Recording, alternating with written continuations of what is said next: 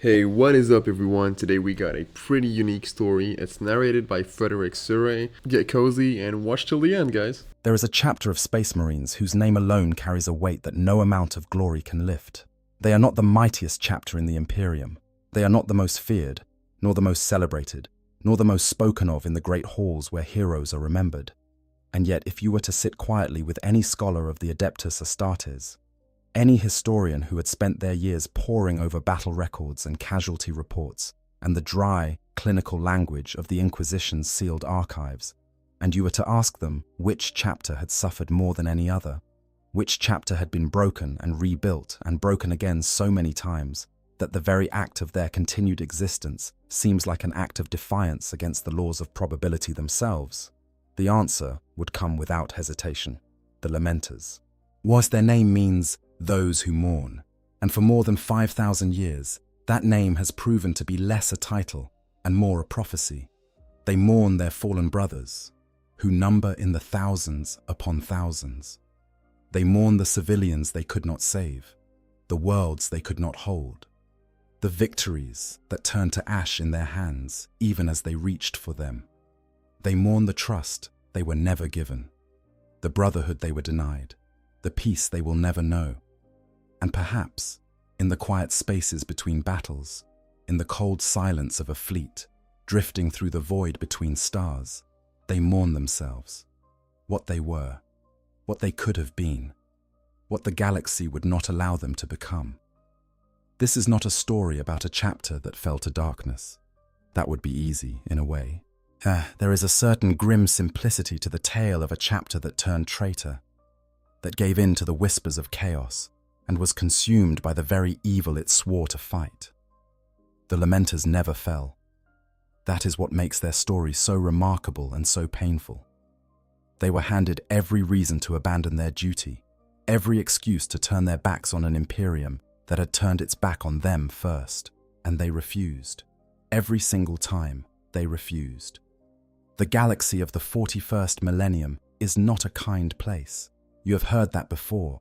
You have heard about the darkness between the stars, about the horrors that lurk in the immaterium, about the countless threats that press in upon humanity from every direction. But there is a particular kind of cruelty reserved for those who try to do good in a universe that punishes goodness. The Lamenters are the living proof of that cruelty. They are the chapter that cared too much, that fought too hard for the wrong people at the wrong time, that made every sacrifice asked of them, and was rewarded with nothing but more suffering. And they kept going. Let me tell you about the most cursed chapter in the history of the Adeptus Astartes. Let me tell you about the Lamenters. To understand the Lamenters, you first need to understand where they came from, not just the laboratory where their gene seed was cultivated, or the forge world where their first suits of power armor were crafted, but the moment in Imperial history that gave birth to them. Because the Lamenters were not born from an ordinary founding, they were born from ambition, from hubris, but from the kind of dangerous curiosity that has led humanity into so many of its darkest chapters. They were born from the 21st founding, and everything that has happened to them since, every tragedy and every heartbreak, can trace its roots back to that single, fateful decision. The founding of new Space Marine chapters is one of the most significant events in the Imperium of man. Each founding represents the creation of a new army, a new brotherhood, a new weapon in humanity's endless war against extinction. The process is enormously complex, requiring the careful cultivation of gene seed, the recruitment and training of new aspirants, the forging of weapons and armor and warships, and the establishment of command structures and traditions that will guide the new chapter for millennia to come. Most foundings are relatively straightforward affairs, as much as anything in the Imperium can be called straightforward. The Adeptus Mechanicus takes existing gene seed stocks, verifies their purity, and uses them to create the organ implants that will transform ordinary humans into superhuman warriors. The process has been refined over thousands of years, and while it is never without risk, the results are generally predictable. The 21st founding was different. It took place in the year 991 of the 35th millennium, on the very cusp of the 36th. and it was the largest founding of Space Marine chapters since the legendary second founding that had taken place in the aftermath of the Horus Heresy, more than 5,000 years earlier. But what made the 21st founding truly unusual is what earned it the name that would haunt every chapter created under its auspices was its purpose. The Adeptus Mechanicus, the ancient order of tech priests who maintain the Imperium's technology and guard the secrets of its creation, had grown ambitious. They had spent millennia studying the gene seed of the Space Marines, cataloguing its flaws and imperfections, documenting the mutations and degradations that had crept into various genetic lineages over the centuries. And they had come to believe that they could fix it. The project was called, in the dry and clinical language of the Mechanicus, Project Homo sapiens Novus, the new human, the improved human. The idea was staggering in its ambition. Yet the tech priests proposed to do what the Emperor himself had done when he first created the Primarchs and their legions 10,000 years before. They would take the raw material of the Space Marine gene seed and refine it, correct its flaws, eliminate its imperfections, and produce a new generation of Astartes that would be superior to anything that had come before. It was, with the benefit of 10,000 years of hindsight, an act of breathtaking arrogance. The Emperor of mankind, whatever else might be said about him, was the single greatest genius in the history of the human species. His understanding of genetics, of bioengineering, of the fundamental principles that govern the creation of life itself, was so far beyond the capabilities of the Adeptus Mechanicus that the comparison is almost meaningless. The tech priests who undertook the 21st founding were, in essence, children playing with their father's tools, convinced that they understood how those tools worked because they had watched him use them. They did not understand. They could not understand. And the results of their ignorance would echo through the millennia. The 21st founding produced dozens of new chapters, and the vast majority of them were disasters. Some suffered from visible mutations that twisted their bodies into shapes that were barely recognizable as human. Others developed psychological instabilities that made them unreliable in combat, or worse, dangerous to those around them. Some fell to chaos almost immediately, their corrupted gene seed making them easy prey for the dark powers that lurk in the warp. Others went renegade, abandoning the Imperium without formally turning traitor, disappearing into the void to pursue their own inscrutable agendas. The Flame Falcons, one of the most infamous products of the 21st founding, were declared excommunicate traitoris within a century of their creation. After a great victory, the bodies of their warriors spontaneously burst into flames that did not burn their own flesh, but were certainly alarming enough to attract the attention of the Inquisition. The Grey Knights were dispatched to deal with them, and the Flame Falcons were very nearly wiped from existence. A small number escaped, but their fate remains unknown to this day. Others fared no better. The Black Dragons developed bony blade-like growths from their forearms and craniums, as mutations that made them fearsome in combat, but marked them as aberrations in the eyes of the Inquisition. The Sons of Antaeus were created with an unnatural resilience that allowed them to survive wounds that would kill ordinary Space Marines, but the source of their durability remained unexplained, and whispers of forbidden technology and demonic pacts followed them wherever they went. The Blood Gorgons would eventually turn to chaos entirely, their corrupted gene seed transforming them into the very enemy they had been created to fight. Chapter after chapter from the 21st. Founding met grim ends, consumed by madness or mutation or the simple, brutal mathematics of a galaxy that does not forgive weakness. Some were destroyed outright by the Inquisition, yet their warriors put to the sword and their gene seed incinerated to prevent the spread of whatever taint had corrupted them.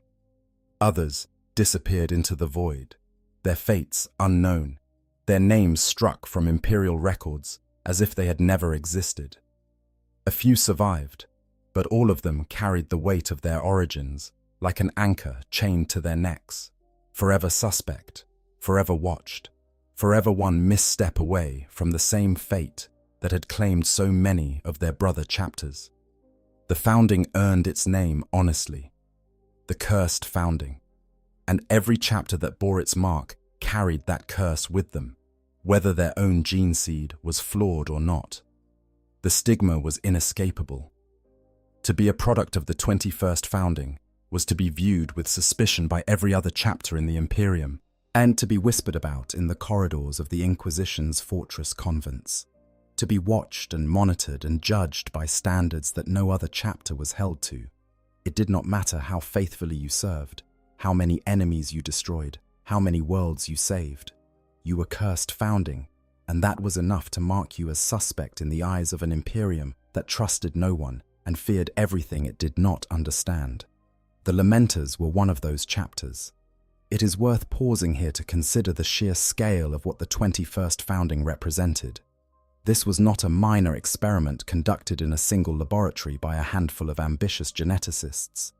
This was a galaxy-spanning project involving the resources of the entire Adeptus Mechanicus, a drawing on thousands of years of accumulated knowledge and the vast infrastructure of forge worlds scattered across the Imperium. The tech priests who undertook this project were not fools. Many of them were among the most brilliant minds the Mechanicus had produced in millennia. They genuinely believed they were advancing the cause of humanity, pushing the boundaries of what was possible in the creation of space marines, and producing a new generation of warriors who would be better equipped to face the threats that pressed in from every direction. Their failure was not one of intelligence or effort. It was a failure of humility. They could not accept that there were limits to their understanding, that the Emperor's work in creating the Primarchs and their gene seed was not simply an engineering problem to be solved, but something that touched on mysteries so profound that even 10,000 years of study had barely scratched their surface. The gene seed of a space marine is not just a collection of organs and genetic instructions. It is a connection to a Primarch, a link to a being of power and complexity that transcended ordinary biology. To modify that gene seed was to tamper with forces that the tech priests did not fully comprehend, and the consequences of that tampering would echo through the centuries in ways that no one could have predicted. Among the many chapters that emerged from the 21st founding, the Lamenters held a unique position. Created from the gene seed of Sanguinius, the angelic Primarch of the Blood Angels, yet the Lamenters were the product of one of the 21st founding's most ambitious experiments. To understand the significance of what the tech priests were trying to do with the Lamenters, you need to understand Sanguinius and the tragedy that his death wrought upon his sons. Sanguinius was, by all accounts, the most beloved of the Emperor's Primarchs. Where some of his brothers were feared for their savagery, or respected for their strategic brilliance, or admired for their determination, Sanguinius was loved. He was an angel in the truest sense of the word, a being of such beauty and grace that even the hardened warriors of the other legions would stop and stare when he passed. His white-feathered wings, a mutation unique among the Primarchs, gave him an ethereal quality that transcended the physical. He was nobility incarnate, a compassion made flesh, and he bore the burden of his own terrible fate, a fate he had foreseen in prophetic visions, with a dignity that elevated him above the already godlike standards of his brothers. But Sanguinius harbored a secret. Deep within the genetic code of his legion, buried in the DNA that connected every blood angel to their primar, there was a flaw. The red thirst had existed since before the Horus heresy, a vampiric craving for blood that surfaced in some blood angels during or after battle. Sanguinius was aware of it and was tormented by it. He felt responsible for the suffering of his sons and desperately sought a cure, all while keeping the flaw hidden from the rest of the Imperium, including the Emperor himself. The shame of it weighed on him, this perfect angel harboring an imperfect gene line, and that shame drove him to secrecy, even as it drove him to seek a solution that he would never find. The red thirst was manageable most of the time. The Blood Angels developed rituals and disciplines to keep it in check, and most of their warriors could go their entire lives without succumbing to its worst effects. It manifested as an elevated bloodlust, an urge to taste the blood of fallen enemies, a hunger that could be suppressed through willpower and the careful ministrations of the chapter's sanguinary priests. But it was always there, always simmering, a wolf chained beneath a veneer of angelic nobility. Then came the Horus heresy, and with it, the second and far more devastating flaw. On the blood-soaked fields of the Siege of Terra, Sanguinius confronted his fallen brother Horus aboard the War Master's flagship as the vengeful spirit. It was a confrontation that Sanguinius had foreseen in his prophetic visions, a duel he knew he could not win. Horus, swollen with the power of the four Chaos gods, was beyond even a Primarch's ability to defeat. But Sanguinius fought anyway, because that was who he was. He fought because the Emperor needed time. He fought because the people of Terra needed a champion. He fought because to do anything else would have been a betrayal of everything he stood for. Horus killed him. The details of their duel have been told and retold across 10,000 years, and each telling carries the weight of a grief that has never faded. Sanguinius, the great angel, the best and most beautiful of the Emperor's sons, died at the hands of his brother. And in the moment of his death, something broke. Not just in Sanguinius, but in every blood angel across the galaxy. The psychic shockwave of Sanguinius's death rippled through the gene seed connection that linked every blood angel to their Primarch. On Terra, the blood angels went berserk, their minds overwhelmed by the psychic echo of their father's final moments. They saw what Sanguinius saw. They felt what Sanguinius felt. The rage, the sorrow, the terrible knowledge that their gene father was dying, and that nothing in the universe could save him. That psychic imprint seared itself into the blood angel's DNA, becoming a permanent fixture of their genetic code, and it has haunted every son of Sanguinius ever since. This is the Black Rage. When it takes hold, a blood angel does not simply become angry. He becomes Sanguinius. His mind is transported back 10,000 years to the deck of the vengeful spirit, and he relives his Primarch's final battle in vivid, agonizing detail. He sees Horus before him, feels the War Master's blows upon his body, experiences the despair and fury of those final moments as if they were happening in real time. He can no longer distinguish between past and present, between friend and foe. The warrior around him become either allies in the fight against Horus or enemies to be destroyed, and there is no reasoning with him, no reaching through the madness to the man beneath. The condition is irreversible. In 10,000 years, only a handful of blood angels have ever pulled themselves back from the Black Rage, and even they remain permanently scarred by the experience. For the vast majority, the rage is a death sentence. Those who succumb are formed into the Death Company, and their armor painted black and daubed with red crosses to symbolize the wounds of Sanguinius. And they are sent into the most desperate battles the chapter can find. The Death Company fights with superhuman fury, the psychic echoes of Sanguinius's final battle, lending them strength and speed beyond even normal Space Marine standards. But they are not warriors in any meaningful sense. They are ghosts, reliving a 10,000-year-old nightmare, and they fight until they die because there is nothing else left for them. Every Blood Angel's successor chapter suffers from the Black Rage and the Red Thirst to varying degrees. The Flesh Tearers, perhaps the most afflicted of all the successors, have teetered on the edge of extinction multiple times as more and more of their warriors succumb to the rage with each passing century. Yes, the Blood Drinkers have developed elaborate blood-drinking rituals to manage the thirst. The Angels Sanguine hide their faces behind helmets at all times, and rumors persist that this is because the thirst has physically transformed their features into something inhuman. Every son of Sanguinius carries the weight of their father's death in their blood, and every son of Sanguinius knows that one day the rage may claim them.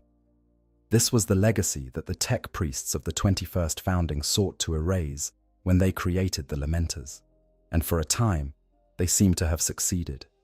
The Lamenters emerged from the 21st founding as something unprecedented among the scions of Sanguinius. They did not suffer from the Red Thirst. They did not fall to the Black Rage. For the first time in 10,000 years, there existed a chapter of Blood Angel's successors, who were free from the curse that had haunted their genetic line since the death of their primarch. It should have been a triumph.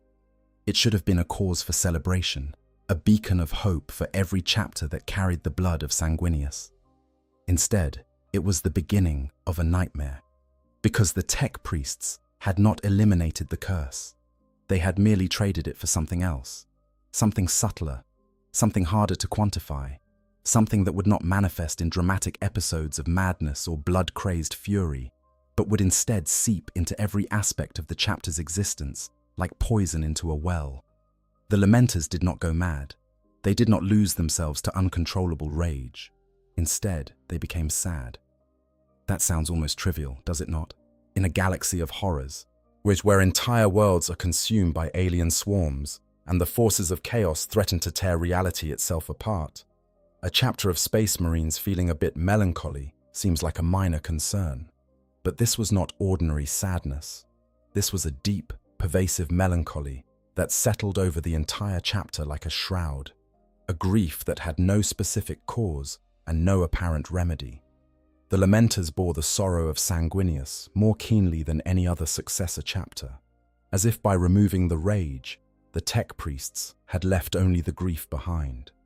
Where other Blood Angels channeled their primarch's death into fury and violence, the Lamenters felt only the loss, the emptiness, the weight of a father's death that could never be undone. But even that might have been bearable if it were the only price they paid. The melancholy was difficult, yes, but Space Marines are engineered to endure hardship, to push through suffering, to function at peak efficiency regardless of their emotional state. The Lamenters could have learned to live with their sadness, could have channeled it into their duty the way other chapters channeled their own particular quirks and traditions.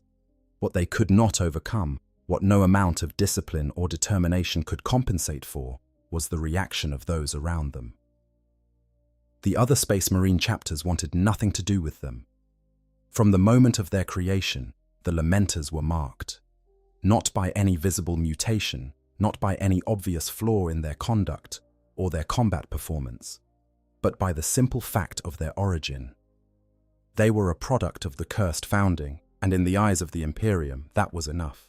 And it did not matter that their gene seed appeared pure. It did not matter that they showed no signs of the madness or corruption that had claimed so many of their sibling chapters. The superstition ran too deep, the fear too strong. The Lamenters were cursed, and no amount of loyal service could wash that stain away. Other chapters refused to fight alongside them. Commanders who were assigned to joint operations with the Lamenters would find excuses to redeploy their forces, to shift their battle lines, to avoid any contact with the yellow-armored warriors who bore the bleeding heart upon their shoulders. The Lamenters were left to fight alone, again and again, abandoned by the very brothers they had been created to serve beside. And yet, despite all of this, and despite the rejection and the isolation and the creeping sadness that colored everything they did, the Lamenters remained loyal. They did not turn to chaos. They did not abandon the Imperium.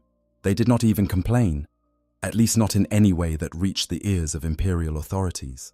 They simply continued to do their duty, continued to fight and bleed and die in the Emperor's name, continued to protect the people of the Imperium, even when those people looked upon them with suspicion and fear.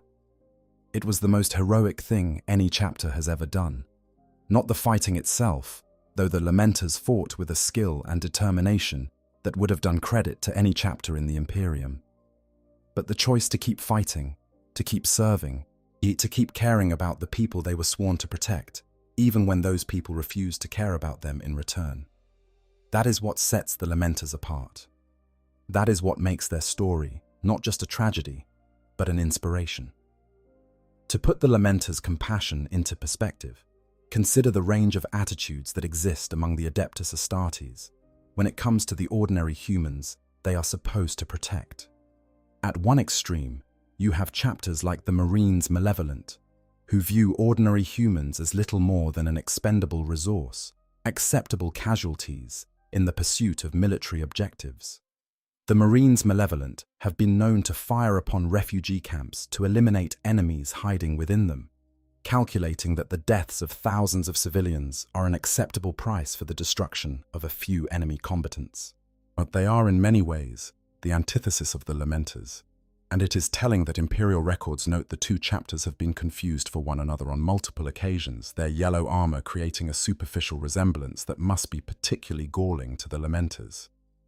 At the other end of the spectrum, you have the Salamanders, the sons of Vulcan, who are perhaps the only chapter in the Imperium that approaches the Lamenters' level of concern for ordinary humans. The Salamanders maintain close ties with the civilian population of their home world, live among them during periods between wars, and prioritize the protection of civilians in a way that would seem strange to most other chapters. But even the Salamanders benefit from something the Lamenters never had: acceptance. The Salamanders are respected, admired even.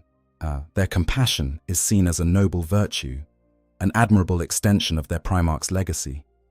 No one shuns the Salamanders for caring about people.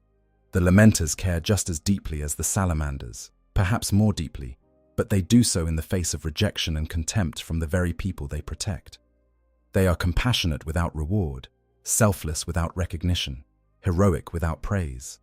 And they have maintained that compassion for 5,000 years, through losses that would have hardened any other chapter into cold, merciless killing machines. That is not just heroism. That is something approaching sainthood. They chose to be good in a galaxy that punished goodness, and they never stopped choosing. In the early years of the 37th Millennium, as the disasters of the Cursed Founding continued to unfold across the Imperium, as the Lamenters found themselves caught in an increasingly untenable position, all around them, chapters of the 21st Founding were falling to madness or mutation, their corrupted gene seed manifesting in ways that terrified even the hardened warriors of the Adeptus Astartes. Some of these chapters fought back against the Imperium's attempts to contain them, leading to bloody internecine conflicts that claimed the lives of loyal Space Marines on both sides. The Lamenters, who had committed no crime and shown no sign of corruption, were nevertheless swept up in the growing atmosphere of suspicion and hostility. They made a decision that would define the next millennium and a half of their existence. Rather than remain in the heart of the Imperium and risk being drawn into the violent disputes that were tearing the 21st Founding apart, all the Lamenters chose to leave.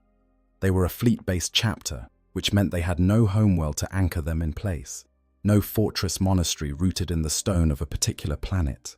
Their home was their fleet, and their fleet could go anywhere. So they went to the edge of the galaxy. The Lamenters departed for the western fringes of Imperial space, the distant and sparsely populated regions where the light of the Astronomicon grew dim and the threats facing humanity were more likely to be alien than heretical. Out there, far from the political intrigues and religious paranoia of the Imperial core, the Lamenters could do what they had been created to do. They could fight, and fight they did. For 1,500 years, the Lamenters conducted a continuous crusade against the enemies of mankind. They ranged across the western reaches of the galaxy, seeking out and engaging the alien species that preyed upon the scattered human colonies of the Outer Rim. Orc warbands, Eldar raiders, nameless Xenos horrors that had never been catalogued by Imperial science. The Lamenters fought them all with the skill and ferocity that was the birthright of every son of Sanguinius. 1,500 years. It is worth taking a moment to let that number sink in, because it is easy to read it and move on without truly comprehending what it means. 1,500 years is longer than the span between the fall of the Roman Empire and the present day. It is longer than many civilizations last from their founding to their collapse. For 15 centuries, the Lamenters wandered the western fringes of the galaxy, fighting and dying in anonymity. Oh, their victories unrecorded, their sacrifices unacknowledged, their very existence gradually fading from the consciousness of an Imperium that had never wanted them in the first place. During those long centuries, the Lamenters evolved. Not physically, their gene seed remained stable, free from the mutations that plagued so many of their cursed founding brothers, but culturally, psychologically, spiritually, They became something that the Imperium had not intended them to be. They became a chapter that felt. Most Space Marine chapters suppress emotion as a matter of policy and training. Emotion is seen as a weakness, a vulnerability that can be exploited by the enemy, particularly by the forces of chaos, who feed on strong feelings like parasites feeding on blood. The ideal Space Marine is a warrior of cold logic and iron discipline. There's a weapon that thinks but does not feel, that analyzes but does not empathize. This is not cruelty, it is survival strategy. In a galaxy where your emotions can literally be weaponized against you by psychic predators and demonic entities, the ability to shut off your feelings is a tactical advantage. The Lamenters could not do this. Whether it was a consequence of their modified gene seed, or a natural evolution driven by their centuries of isolation, or simply the character of the men who were recruited into their ranks, the Lamenters developed an emotional depth that was unique among the Adeptus Astartes. They felt the loss of every brother with an intensity that other chapters would have considered unhealthy. They grieved for the civilians they failed to protect with a sorrow that went beyond professional regret into genuine, but personal anguish. They formed bonds with each other that were not just the practical attachments of warriors who depend on one another for survival, but the deep, abiding connections of men who had nothing in the galaxy except each other. This emotional openness was both their greatest strength and their most painful burden. It made them better protectors because they cared about the people they were protecting in a way that went beyond duty and into something like love. It made them better warriors because they fought not with the cold efficiency of machines, but with the passionate determination of men who were defending something that mattered to them. But it also made every loss a wound that cut deeper than any blade. And in the Lamenters' world, there were always losses. And it was during this long exile that the Lamenters developed many of the characteristics that would define them for the rest of their existence. Cut off from the support networks that most chapters took for granted, they became fiercely self-reliant. They learned to maintain their own equipment, to manage their own supply lines, to recruit and train new warriors without the assistance of the Forge Worlds and Scolum Progenium facilities that other chapters relied upon. Their tactical doctrine evolved to reflect the realities of their situation, favoring rapid assault and close-quarters combat that could be delivered quickly and decisively before the enemy could bring overwhelming numbers to bear. They became experts at fighting alone because fighting alone was all they had ever known. They also developed a reputation, though it was not the kind of reputation that most chapters would have wanted. Stories began to filter back to the heart of the Imperium about the yellow-armored space marines who operated on the fringes. They were described as effective but somber, skilled but haunted, warriors who fought with absolute commitment but seemed to take no joy in their victories. Imperial officials who encountered them noted the strange atmosphere that surrounded the chapter, a pervasive sense of sorrow that seemed to radiate from every warrior like heat from a forge. The Lamenters did not celebrate their triumphs. They did not boast of their achievements. They simply moved on to the next battle, the next war, the next opportunity to shed their blood in service to an Imperium that had forgotten them. As a fleet-based chapter, the Lamenters' entire existence was defined by their ships. They had no homeworld, no fortress monastery carved into the rock of a planet, no recruiting grounds that they could call their own. Their home was the void, and their fortress was their fleet. At the height of their strength, before the disasters that would whittle them down to a fraction of their former numbers, the Lamenters possessed an impressive naval force. Their flagship was the Mater Lacrimarum, a massive vessel classified as a chapter bark, a type of mobile star fortress that served as the chapter's command center, gene seed repository, repair dock, and home all in one. The Mater Lacrimarum was the heart of the Lamenters, the one constant in a chapter defined by wandering. In addition to their chapter bark, the Lamenters maintained 2 Adeptus Mechanicus forge ships, essential for maintaining the chapter's equipment far from Imperial supply lines. They operated 2 unusually powerful battle barges, 6 strike cruisers, 3 Vanguard-class light cruisers, and 22 escorts of various classes. For a fleet-based chapter, this was a formidable armada, carefully assembled and maintained over millennia to give the Lamenters the self-sufficiency they needed to operate independently. Their combat doctrine reflected both their Blood Angels' heritage and the practical lessons learned during centuries of fighting without support. The Lamenters favored shock assault tactics, the kind of sudden, overwhelming attacks that could shatter an enemy's defense before they had time to react. They specialized in close air assault, using their Thunderhawk and Stormraven gunships to deliver warriors directly into the heart of enemy positions with devastating speed and precision. This was a doctrine born of necessity as much as preference. A chapter that could never count on reinforcements or resupply had to be able to win battles quickly and decisively, before the enemy could bring their superior numbers to bear. In terms of organization, the Lamenters adhered to the basic tenets of the Codex Astartes more closely than most Blood Angels' successors, maintaining the standard 10-company structure with the usual division of veteran, battle, reserve, and scout companies.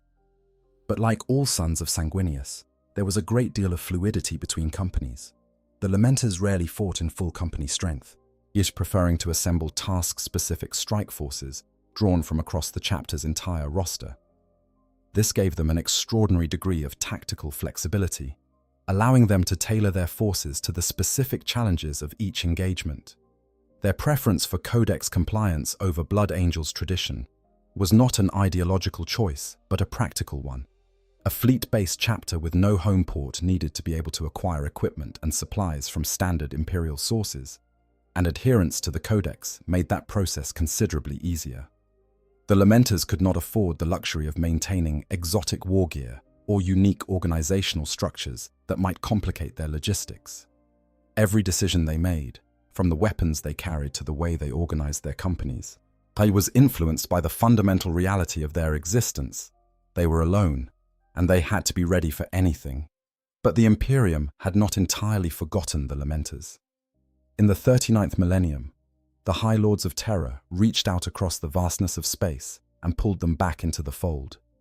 The reason was the 9th Black Crusade. Abaddon, the Despoiler, the War Master of Chaos, undivided, and the most dangerous living traitor in the galaxy, had launched yet another massive assault from the Eye of Terror. His Black Legion, along with a host of other Chaos warbands and demon armies, had burst forth from the Imperium and was tearing through Imperial space with a fury that threatened to overwhelm the defenders. The High Lords needed every available asset, and that included the long-exiled Lamenters. The Lamenters answered the call without hesitation. Whatever resentment they might have felt toward an Imperium that had cast them out, whatever bitterness might have accumulated over 15 centuries of isolation, they set it aside and did what they had always done. They went where they were needed, and they fought. They were sent to the hive world of Corellia, a densely populated planet that lay in the path of the Chaos advance. The Lamenters were not sent alone. They were assigned to fight alongside the Mortifactors, another Space Marine chapter, one that had a proud lineage tracing back to the Ultramarines, and a reputation for being effective, if somewhat eccentric, warriors. On paper, it was a reasonable deployment. 2 Space Marine chapters, working together, should have been more than capable of holding Corellia against the Chaos forces. But the Mortifactors were a deeply superstitious chapter. They practiced elaborate rituals of divination and fortune-telling, reading the future in the bones of the dead and the patterns of spilled blood. Their beliefs were unusual by Imperial standards, but they were tolerated because the Mortifactors were effective fighters and loyal servants of the Emperor. The problem was that the Mortifactors' superstitions extended to their choice of allies, and when they learned that they had been assigned to fight alongside a chapter from the Cursed Founding, they balked. The Mortifactors took one look at the Lamenters and decided that fighting alongside a cursed chapter would bring nothing but disaster. Without warning, without apology, and without any apparent concern for the millions of Imperial citizens who would be left undefended, the mortifactors withdrew from Corellia. They simply left, abandoning the planet and its population to whatever fate the forces of chaos had in store for them. It was a betrayal that would have broken a lesser chapter. After 1,500 years of faithful service, after traveling across the galaxy to answer the Imperium's call for help, after setting aside their own grievances to fight for people who had never shown them anything but contempt, the Lamenters were abandoned by the very allies who were supposed to stand beside them. And the Lamenters refused to leave. They could have followed the mortifactors. They could have pulled out of Corellia and left the planet to its fate, and no one would have blamed them. But the civilian population was not their responsibility. The decision to abandon the planet had been made by another chapter, not by them. There was no tactical requirement for the Lamenters to remain, and every strategic argument said that they should withdraw and preserve their forces for battles where they might actually make a difference. But the Lamenters looked at the people of Corellia, the millions of men and women and children who had no space fleet to carry them away, no power armor to protect them, no bolt weapons to fight back with, and they made the only choice that the Lamenters ever made in situations like this. They stayed. For 6 weeks, the Lamenters fought the Black Legion alone on Corellia. 6 weeks of relentless combat against some of the most dangerous warriors in the galaxy. By the traitor space marines who had been fighting and killing for 10,000 years, who were empowered by the dark gods of chaos and supported by demons and corrupted war machines. The Lamenters held the line with everything they had, throwing themselves into battle after battle, absorbing casualties that would have shattered most chapters many times over. To understand the scale of what the Lamenters accomplished on Corellia, you need to understand what the Black Legion is. This is not some ragtag warband of opportunistic raiders. The Black Legion is the largest and most powerful Chaos Space Marine force in the galaxy, the direct successors of the Sons of Horus, the traitor legion that started the Horus heresy and nearly destroyed the Imperium 10,000 years ago. Their warriors are veterans of millennia of warfare. Each one of them a killing machine honed to perfection by centuries of combat. They fight with weapons infused with the power of the warp, wear armor that has been twisted and enhanced by demonic energies, and they are led by commanders whose tactical experience stretches back to the founding of the Imperium. Oh, I want to take a quick second to step outside the lore and just talk to you directly. The Lamenters are the reason I got deep into 40k, like genuinely. There are 1,000 factions in the setting, and most of them are cool because they're powerful or terrifying or just morally grey. The Lamenters are none of those things, they're just good. Painfully, stubbornly good, and the fact that the writers keep punishing them for it is what makes them hit so different. Every time I read about Slaughterhouse 3 or that moment where Charon finds out his whole chapter might be gone, it gets me. It's not even about the grimdark anymore at that point, it's just a story about people who refuse to stop caring no matter what it costs to them. And honestly, I think that's why so many of you connect with them too. But anyways, back to the lore. The Lamenters faced this nightmare alone, on a planet they had no obligation to defend. For people they had no reason to care about, except the simple fact that those people were human, and they needed help. The first week of the siege was the worst. The Black Legion's initial assault was designed to overwhelm the planet's defenses in a single devastating blow. Drop pods and landing craft screamed through Corellia's atmosphere, disgorging traitor marines and demon engines onto the planet's surface, while the Lamenters met them at the walls of Corellia's primary hive city, a towering megastructure that housed millions of civilians in its cramped, polluted levels. The fighting at the walls was ferocious. Bolter fire echoed off the hive's metal flanks like the thunder of a storm that would never end. Chainswords bit into corrupted ceramite and spilled blood that steamed with unnatural heat. The Lamenters formed a defensive line across the main approach to the hive's gates, their yellow armor stark against the grey industrial landscape, and they held that line against wave after wave of Black Legion assault troops. The traitor marines fought with the cruel efficiency of ancient predators. They probed the Lamenters' defense for weaknesses, tested their flanks, launched diversionary attacks to draw attention away from their main thrust.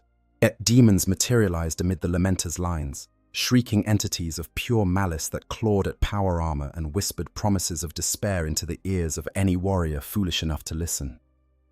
Defiler war engines stalked the battlefield on crab-like legs, their cannons spitting shells that cratered the ground and sent Lamenters tumbling through the air like toys. The Lamenters did not break.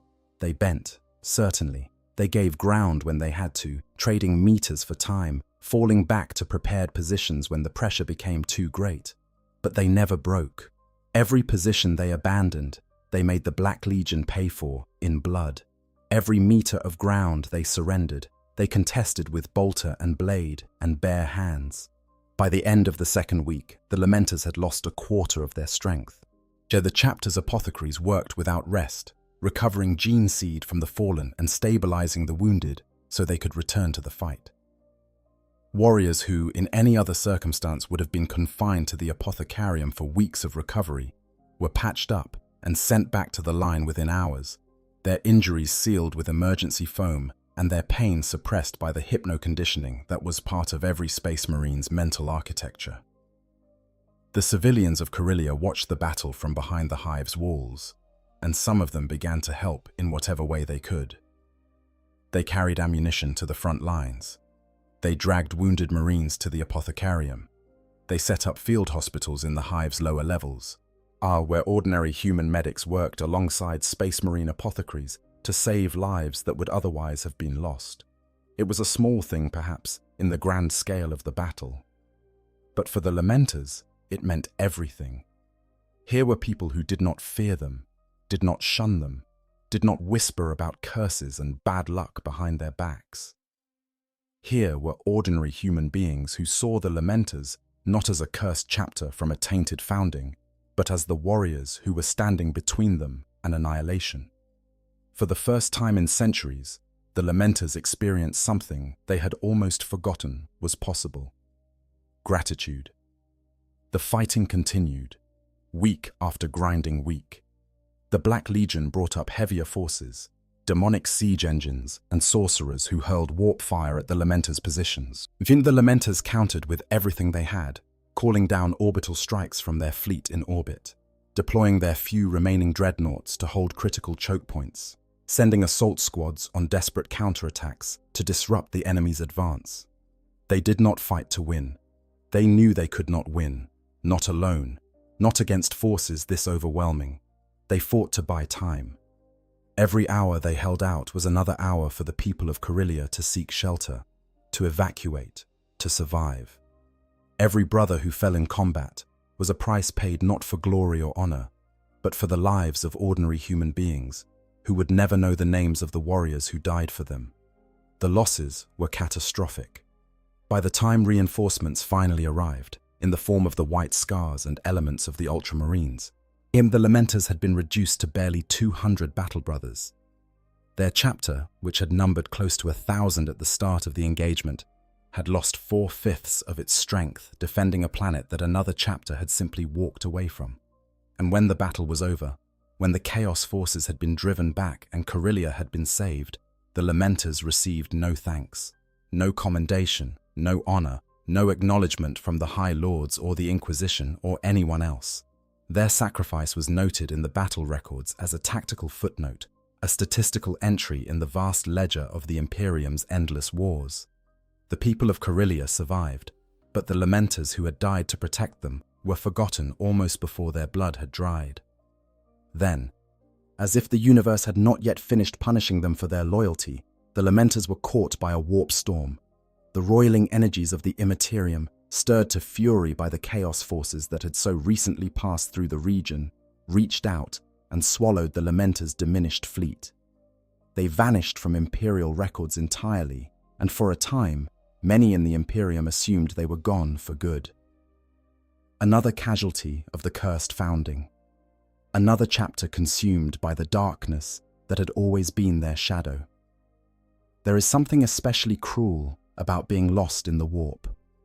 It is not like being lost at sea or lost in a wilderness, where at least the physical laws of the universe continue to apply, and the passage of time remains constant and measurable.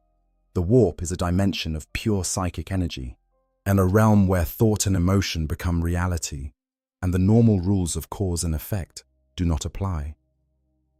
Ships lost in the warp can emerge decades or centuries after they entered, their crews having experienced only days or hours of subjective time.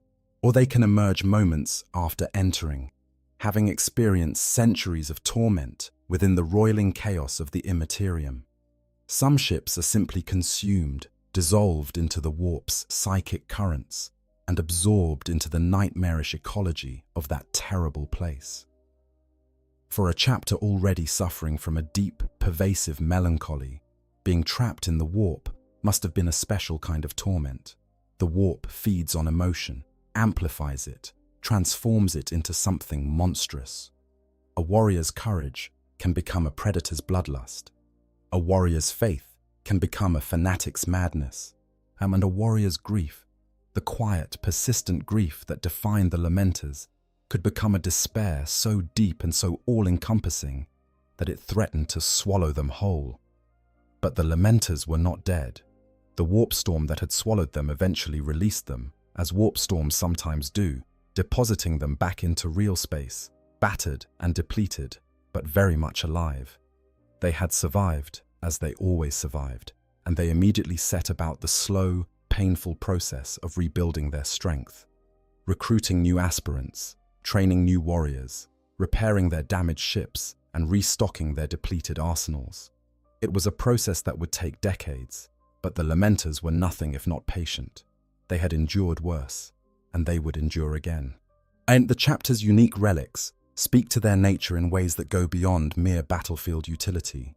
Consider the weapon known as Victory's Price, a master-crafted power spear that has been wielded by Lamenters champions throughout the chapter's history.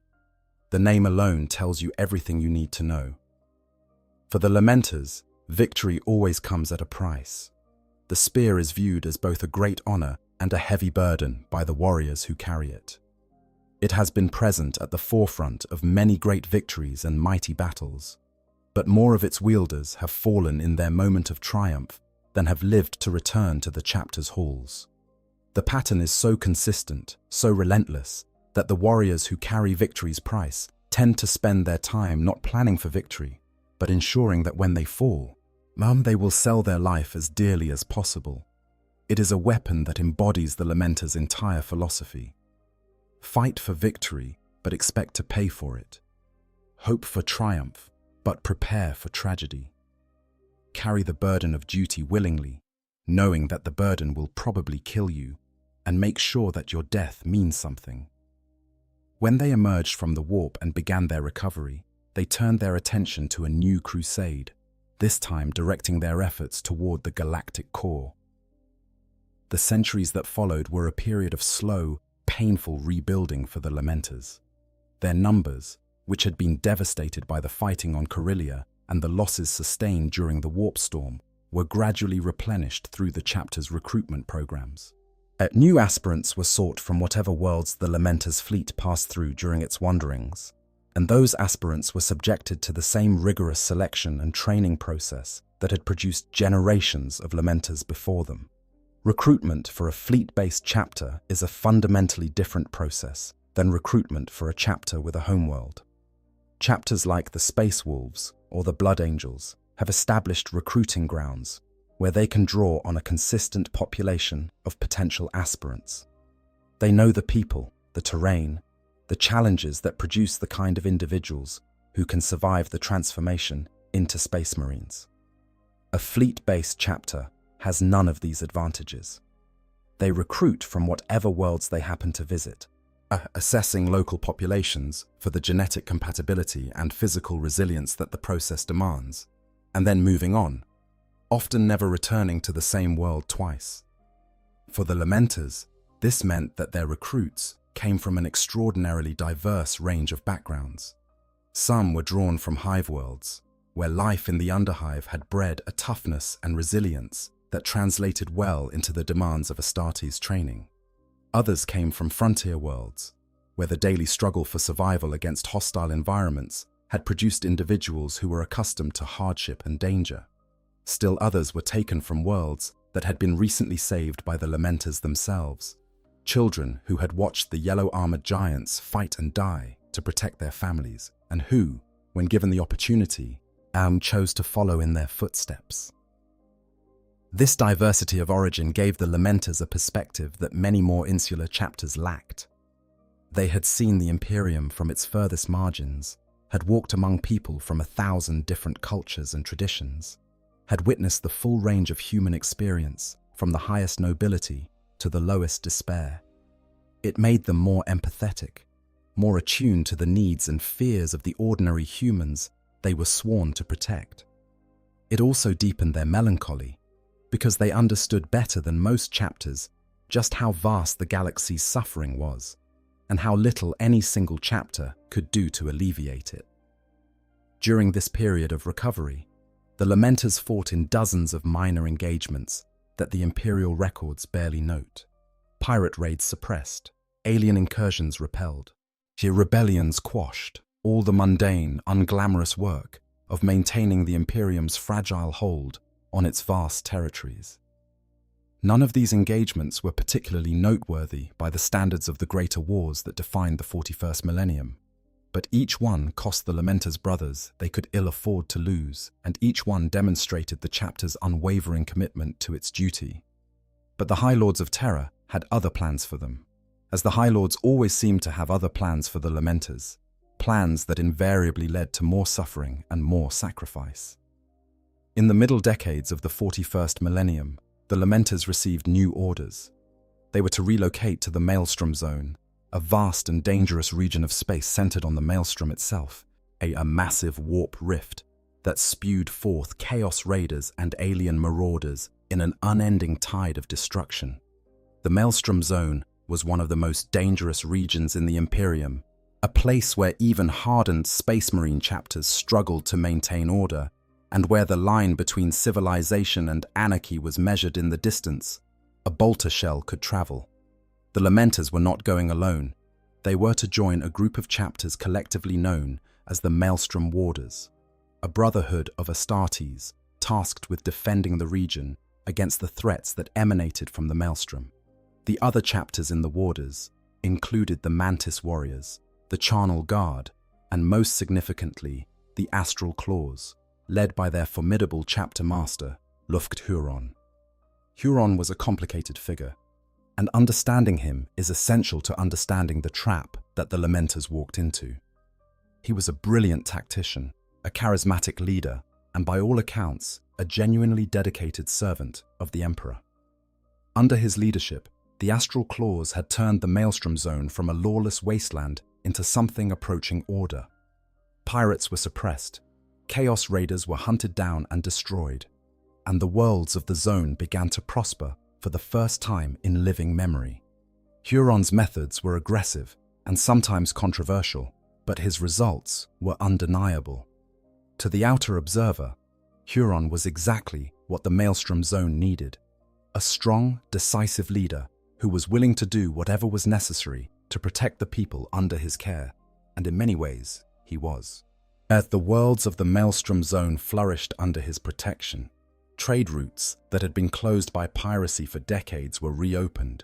Worlds that had lived in constant fear of chaos raids could finally turn their attention to building rather than simply surviving.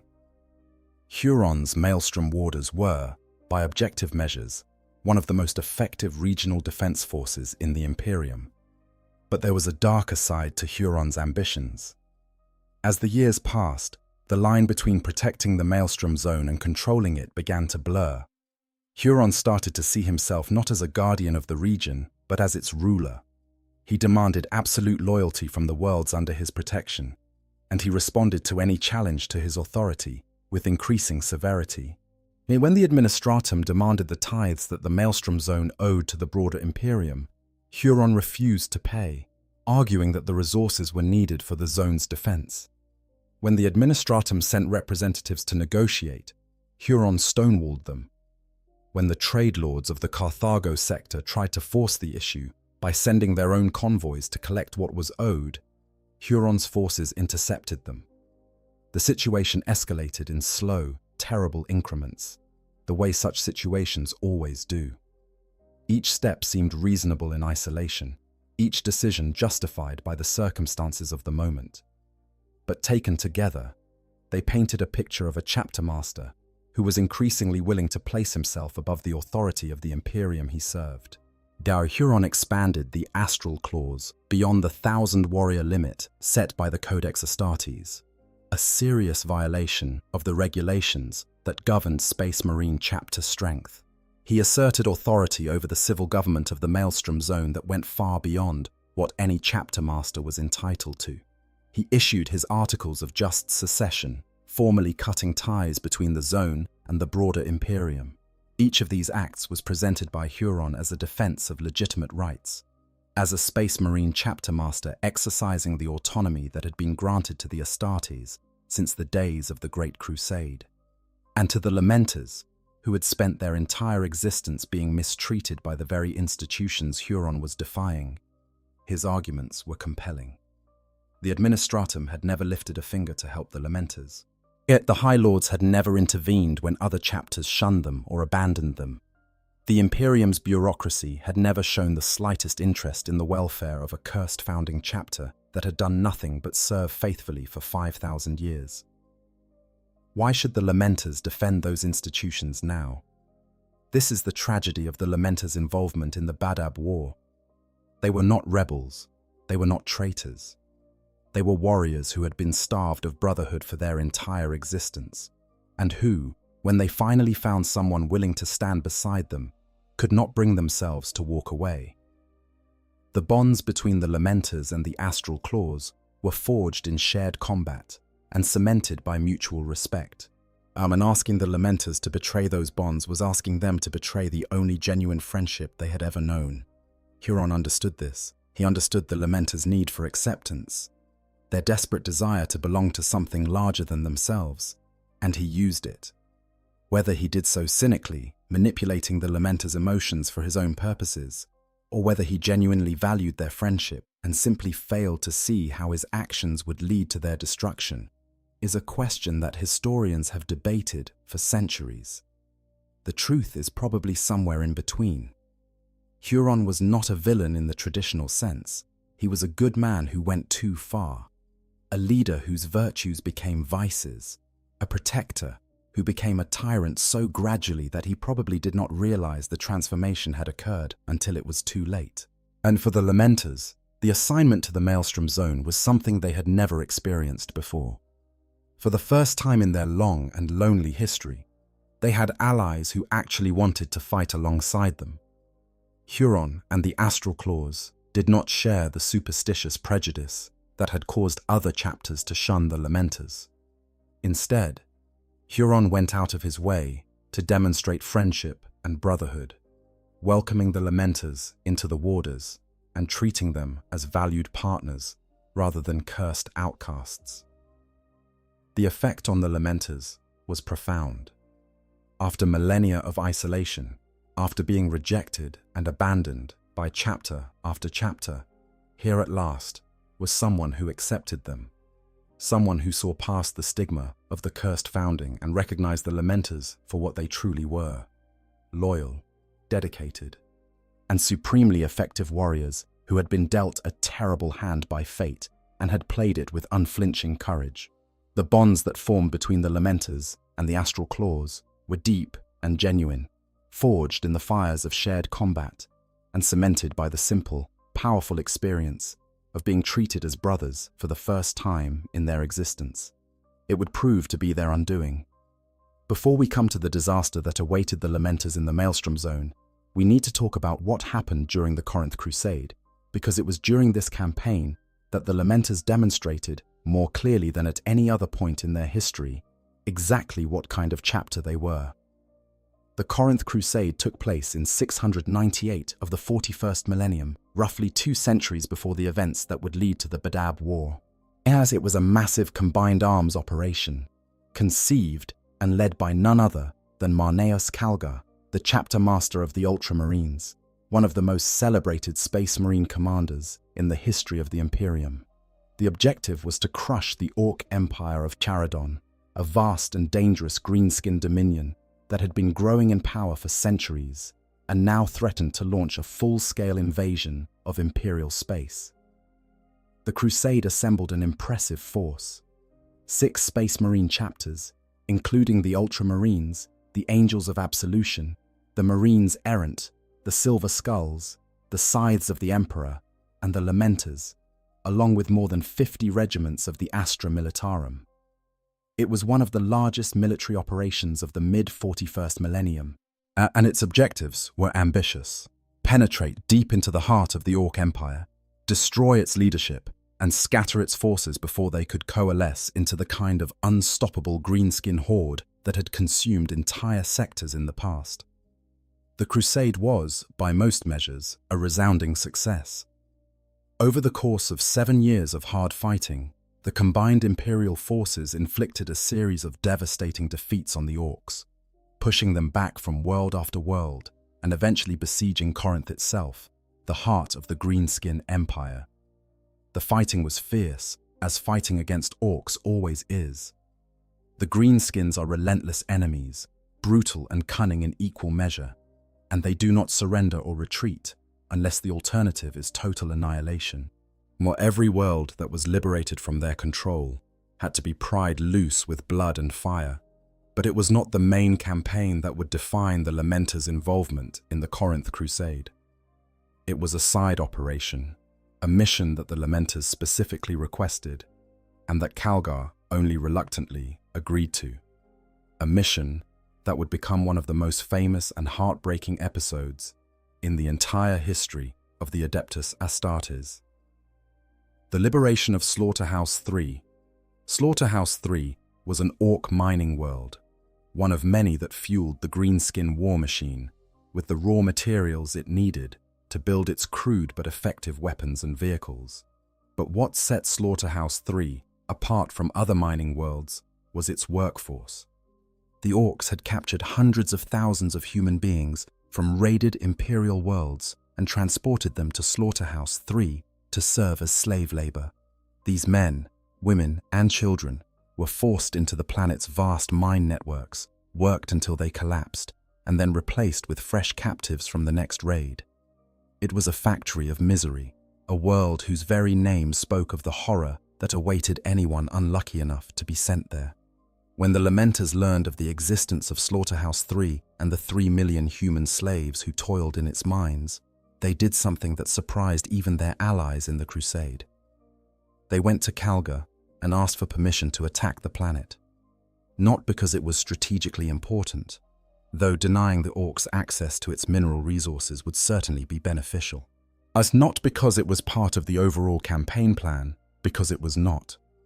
The Lamenters wanted to attack Slaughterhouse 3 because there were people there who needed to be saved.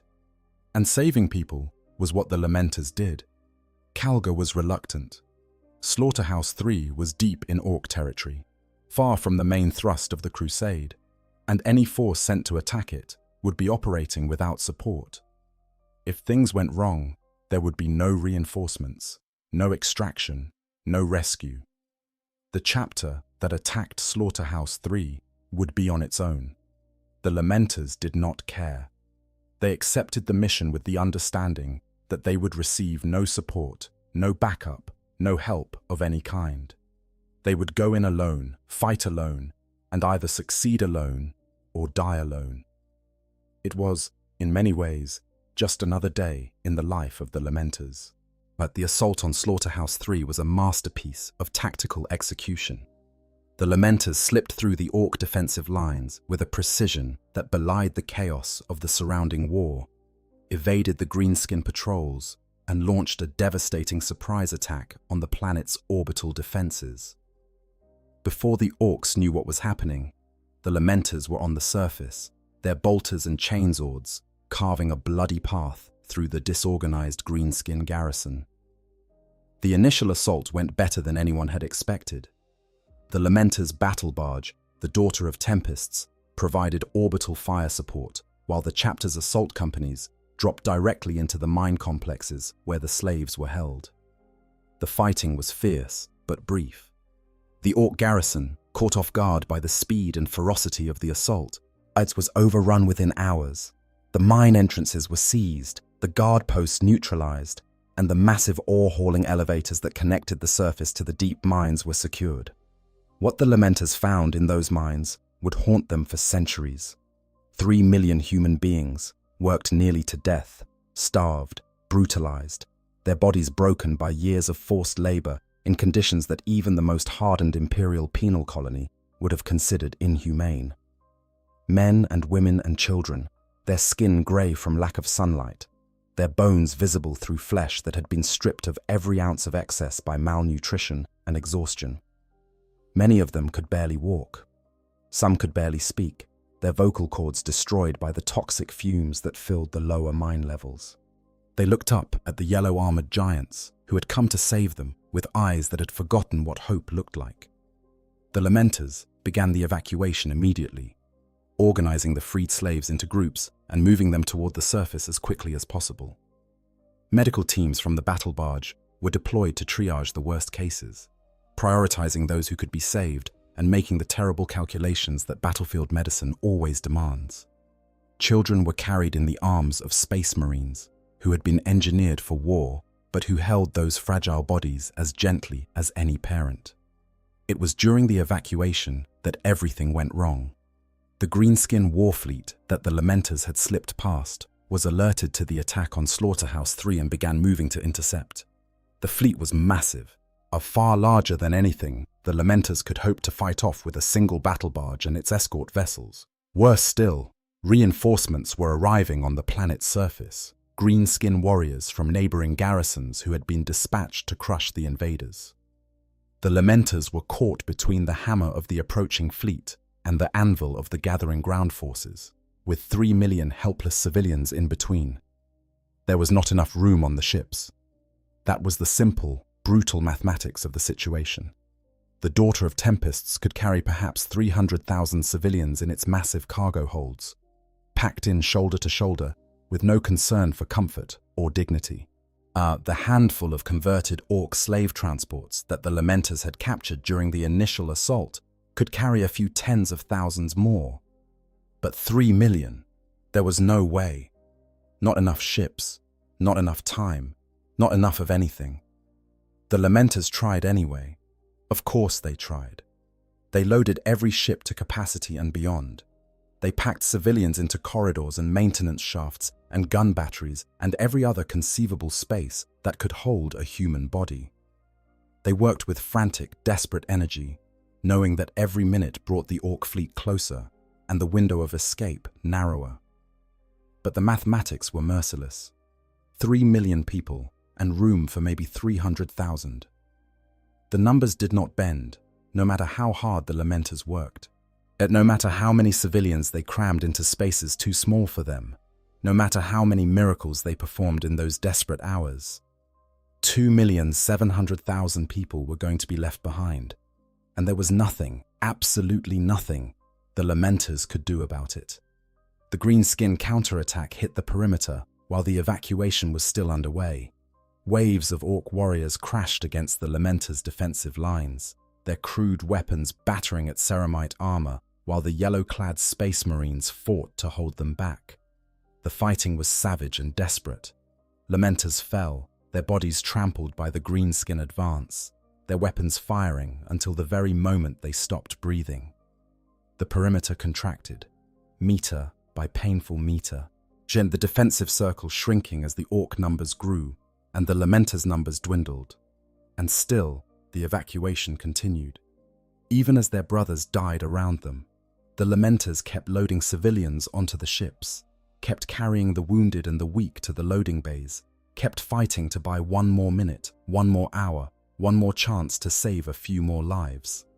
The human slaves, seeing their captors being cut down by golden armored angels of war, rose up and joined the fight.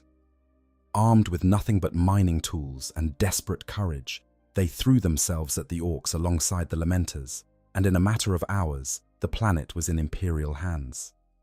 It should have been a moment of triumph. 3 million human beings, freed from the most brutal form of slavery imaginable. A planet liberated, its Orc occupiers destroyed, its resources denied to the enemy war machine. The Lamenters had achieved something extraordinary, something that should have earned them the eternal gratitude of the Imperium. But the Lamenters' curse was not finished with them, not even close. The problem became apparent almost immediately. 3 million freed slaves, and no way to transport them off the planet. The Lamenters' fleet consisted of their battle barge, the Daughter of Tempests, and a handful of escorts. They could carry a few thousand people at most. The rest would have to remain on the surface of a planet that was deep in enemy territory, with Orc reinforcement fleets already massing for a counterattack. The Lamenters did what any chapter would do. They began evacuating as many people as they could, prioritizing women and children, using every available ship and shuttle to carry the freed slaves to safety. Their tech marines worked furiously to get captured Orc slave transports operational, converting the crude greenskin vessels into something that could carry human passengers through the void. Every minute counted. Every hour that passed brought the Orc reinforcements closer. And then the moment came that no one wanted to face, but everyone knew was coming. There were not enough ships. There would never be enough ships. The Orc fleet was closing in, and the Lamenters could not save everyone. A lesser chapter would have made the cold calculation and cut their losses. They had the planet. They had denied the Orcs their resources. They had saved some of the slaves. Detonate the seismic charges that had been planted in the mines, destroy the planet's infrastructure, and withdraw. It was the tactically sound decision. It was the logical decision. It was the decision that any reasonable military commander would have made. The Lamenters refused. They continued to fight, holding the line against wave after wave of Orc attackers, who were now pouring onto the planet's surface from their ships in orbit. The golden-armored warriors planted themselves in front of the evacuation zones and refused to move, refusing to abandon the people they had come to save.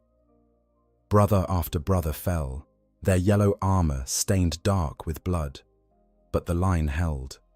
The evacuation continued. It was the freed slaves themselves who ended the impasse. The people of Slaughterhouse 3, these ordinary men and women who had been worked nearly to death in the mines of a greenskin world, looked at the space marines who were dying to protect them and made a decision that speaks to the very best of what humanity can be. They contacted the Lamenters' battle barge and requested the Emperor's peace. They asked to die, not because they wanted to die, but because they would rather die free than live as slaves, and they would rather die knowing that their deaths had saved the warriors who had fought so hard to free them. The Lamenters had no choice.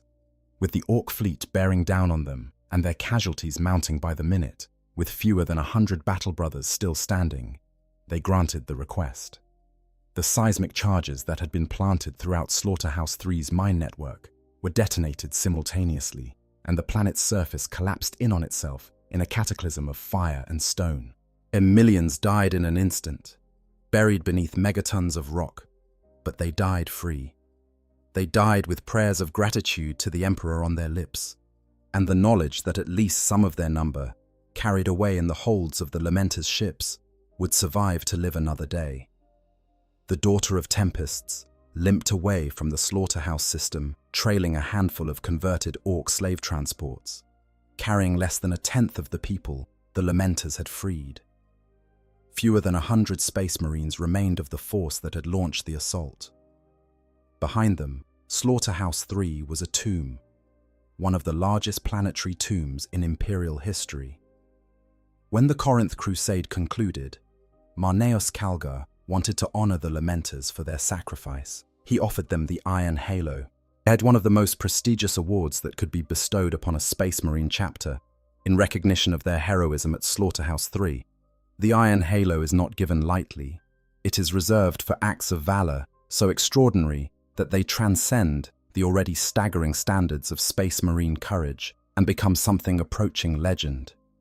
For a chapter that had spent centuries operating in obscurity on the galaxy's fringes, the offer of such an honor should have been a moment of vindication, a chance to step out of the shadows and be recognized for the warriors they truly were. The Lamenters turned it down. They did not feel like heroes. They had gone to Slaughterhouse 3 to save 3 million people, and they had saved less than 300,000. The rest were dead. He killed not by the enemy, but by the very warriors who had come to save them, because that was the only mercy left to give. The Lamenters had won, technically, strategically, militarily, but their victory tasted like ashes, as all their victories did, and they could not bring themselves to accept praise for a mission that had ended with them detonating a planet's worth of explosives on top of the people they had sworn to protect. This refusal tells you everything you need to know about how the Lamenters see themselves. They are not heroes in their own eyes. They are not brave warriors deserving of praise and honor. They are simply men doing their duty, a duty that almost always ends in tragedy and almost never ends in the kind of clean, uncomplicated victory that other chapters celebrate. The Iron Halo was meant to recognize their courage, but the Lamenters could only see the faces of the people they had failed to save, the millions who had died on Slaughterhouse 3 because the ships were too small and the time was too short and the universe was too cruel to allow the kind of happy ending that those people deserved. This is the Lamenters. This is who they are.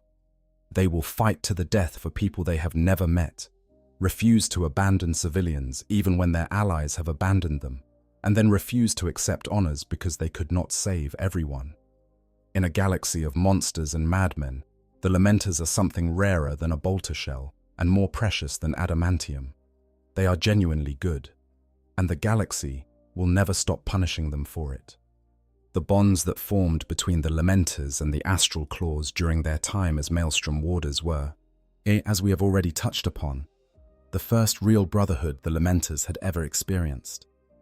For a chapter that had spent millennia being shunned, distrusted, and abandoned by their supposed allies, the acceptance offered by Lufkut-Huron and his warriors was transformative. The Astral Claws treated the Lamenters as equals, as brothers in arms, as valued members of a fraternity that extended beyond the boundaries of individual chapters. It is important to understand this context when we examine what happened next, because the events of the Badab War are often presented as a simple narrative of rebellion and punishment. The Astral Claws turned traitor, and the chapters that followed them were punished for their disloyalty. But the reality was far more complicated, and for the Lamenters, that the road to Badab was paved not with treachery, but with loyalty. The wrong kind of loyalty, directed at the wrong people, but loyalty nonetheless. The roots of the Badab War stretched back decades before the first shots were fired. Lufkut-Huron, as chapter master of the Astral Claws and de facto leader of the Maelstrom Warders, had grown increasingly frustrated with what he perceived as the Imperium's bureaucratic incompetence. The Maelstrom Zone was a dangerous region, constantly threatened by Chaos Raiders and alien marauders, and Huron believed that the Administratum was not providing the resources necessary to defend it properly. He was, in fairness, not entirely wrong. The Imperium's bureaucracy is staggeringly inefficient, and the needs of frontier regions like the Maelstrom Zone were often buried beneath mountains of paperwork and intermingled with the competing priorities of 1,000 other sectors, each with their own urgent demands for attention and resources. Huron's response was to take matters into his own hands. He began withholding the tithes that the worlds of the Maelstrom Zone owed to the Administratum, redirecting those resources to fund the defense of the region. He expanded the Astral Claws beyond the 1,000-warrior limit imposed by the Codex Astartes, arguing that the chapter needed more warriors to fulfill its mandate. He asserted his authority over the region with increasing boldness, claiming rights and prerogatives that went far beyond what any chapter master was entitled to.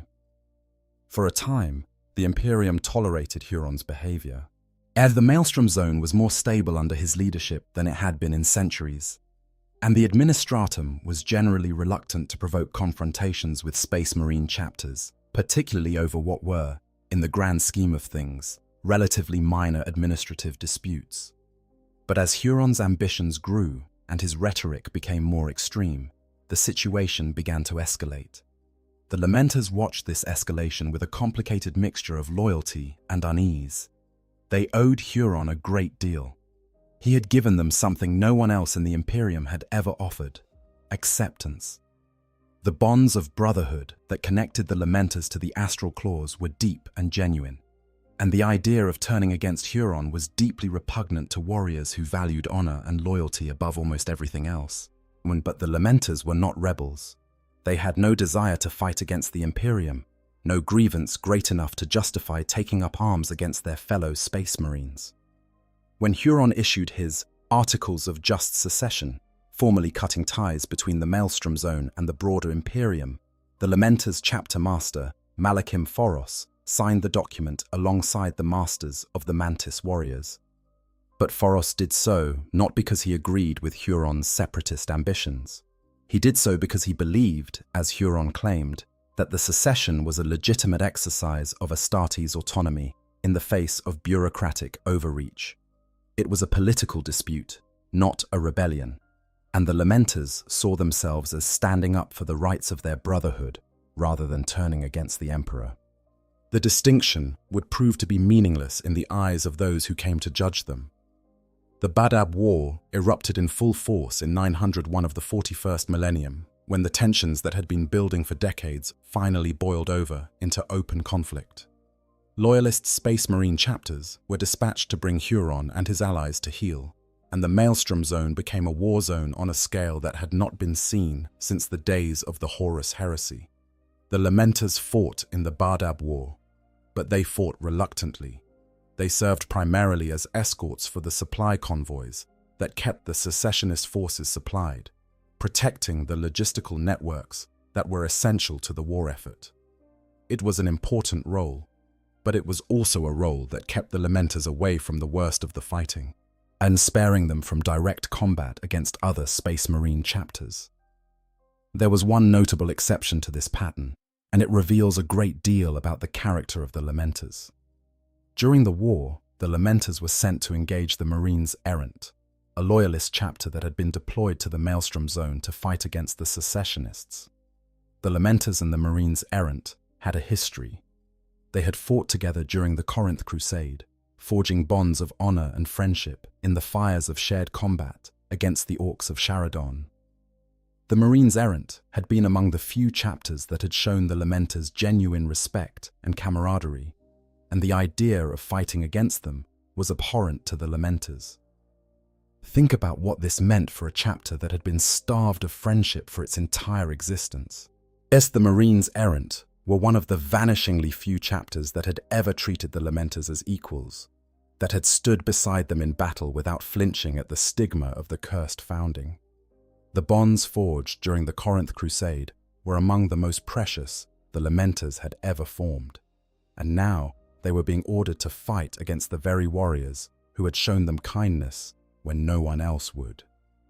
The command structure of the Maelstrom Warders expected the Lamenters to engage the Marines Errant with full force. In the context of the Civil War, the Marines Errant were an invading force, a hostile chapter operating in territory that the secessionists claimed as their own. Standard military doctrine called for their immediate engagement and, if possible, their destruction. Any other chapter would have followed those orders without question, so the Lamenters chose a different approach. Instead of engaging the Marines Errant in direct combat, they used their superior numbers and fleet assets to intimidate the Marines Errant into withdrawing, employing maneuver and posturing rather than firepower to drive them off. It was a masterful piece of tactical theatre.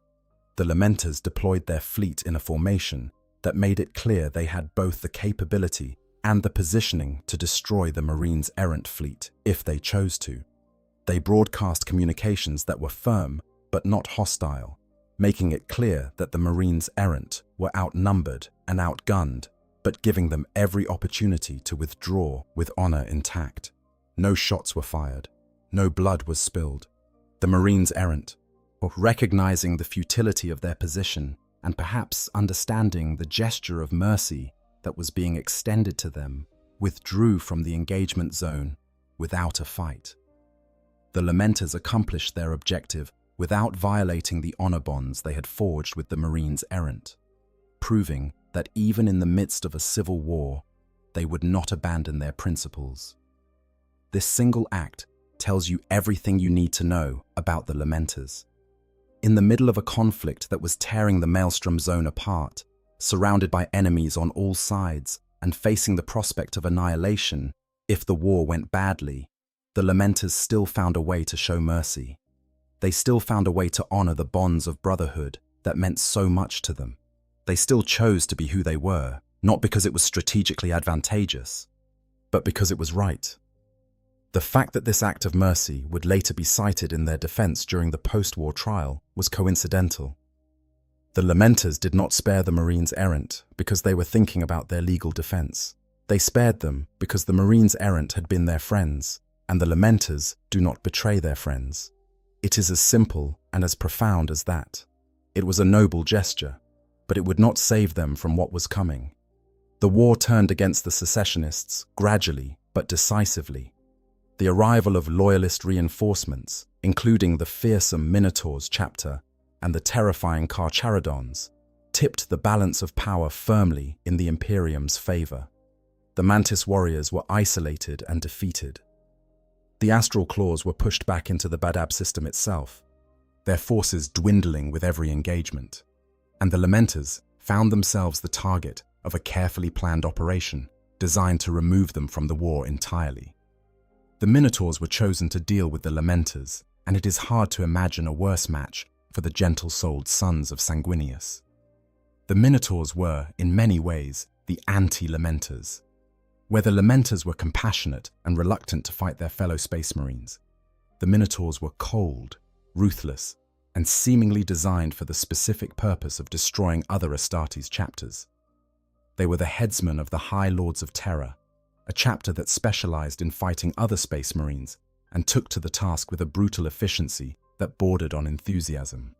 The Minotaurs are themselves a chapter shrouded in mystery and suspicion, and some records suggest they too were products of the cursed founding, though their current incarnation may be a different chapter entirely from the one created in the 21st founding. Whatever their origins, the Minotaurs of the Badab War era were a chapter of exceptional size and ferocity, able to deploy their entire strength simultaneously, and equipped with a seemingly unlimited supply of equipment and replacements that suggested patronage at the very highest levels of imperial government. They were the perfect weapon for the task the Loyalists needed accomplished, the complete and total destruction of the Lamenters as a fighting force. The Minotaur's chapter master, Asterion Moloch, was a figure of terrifying reputation. He appeared fully formed in imperial records, with no history before assuming command of the Minotaurs, as if he had sprung from the void itself. His tactical approach was as subtle as a thunderbolt and twice as destructive. He did not seek elegant victories or clever maneuvers. He sought the complete annihilation of his targets, achieved through overwhelming force applied with merciless precision. The Minotaurs tracked down the Lamenters' chapter bark, the Mater Lacrimarum, the massive vessel that served as the Lamenters' mobile fortress monastery and home. Finding it resupplying above an allied planet, the Minotaurs launched a lightning strike that crippled the Mater Lacrimarum's plasma drive, preventing it from fleeing. The trap was sprung, and the Lamenters found themselves in the worst possible situation, forced to fight a defensive battle against a numerically superior enemy that was specifically designed to kill Space Marines. The Lamenters had no choice but to defend their chapter bark. The Mater Lacrimarum held everything that the chapter valued: their gene seed reserves, the precious genetic material that was essential for the creation of new Space Marines, and that represented the chapter's only hope of continued existence. Their wounded battle brothers, recovering from injuries sustained in the fighting, warriors who could not be moved and could not defend themselves. Their sacred relics, their chapter records, the accumulated heritage of thousands of years of service. To lose the Mater Lacrimarum was to lose everything. It was not just a ship, it was the Lamenters' past, present, and future, all contained within a single hull. What followed was one of the most brutal engagements of the entire Badab War, and a 17-hour nightmare of close-quarters combat that tested the limits of both chapters' endurance.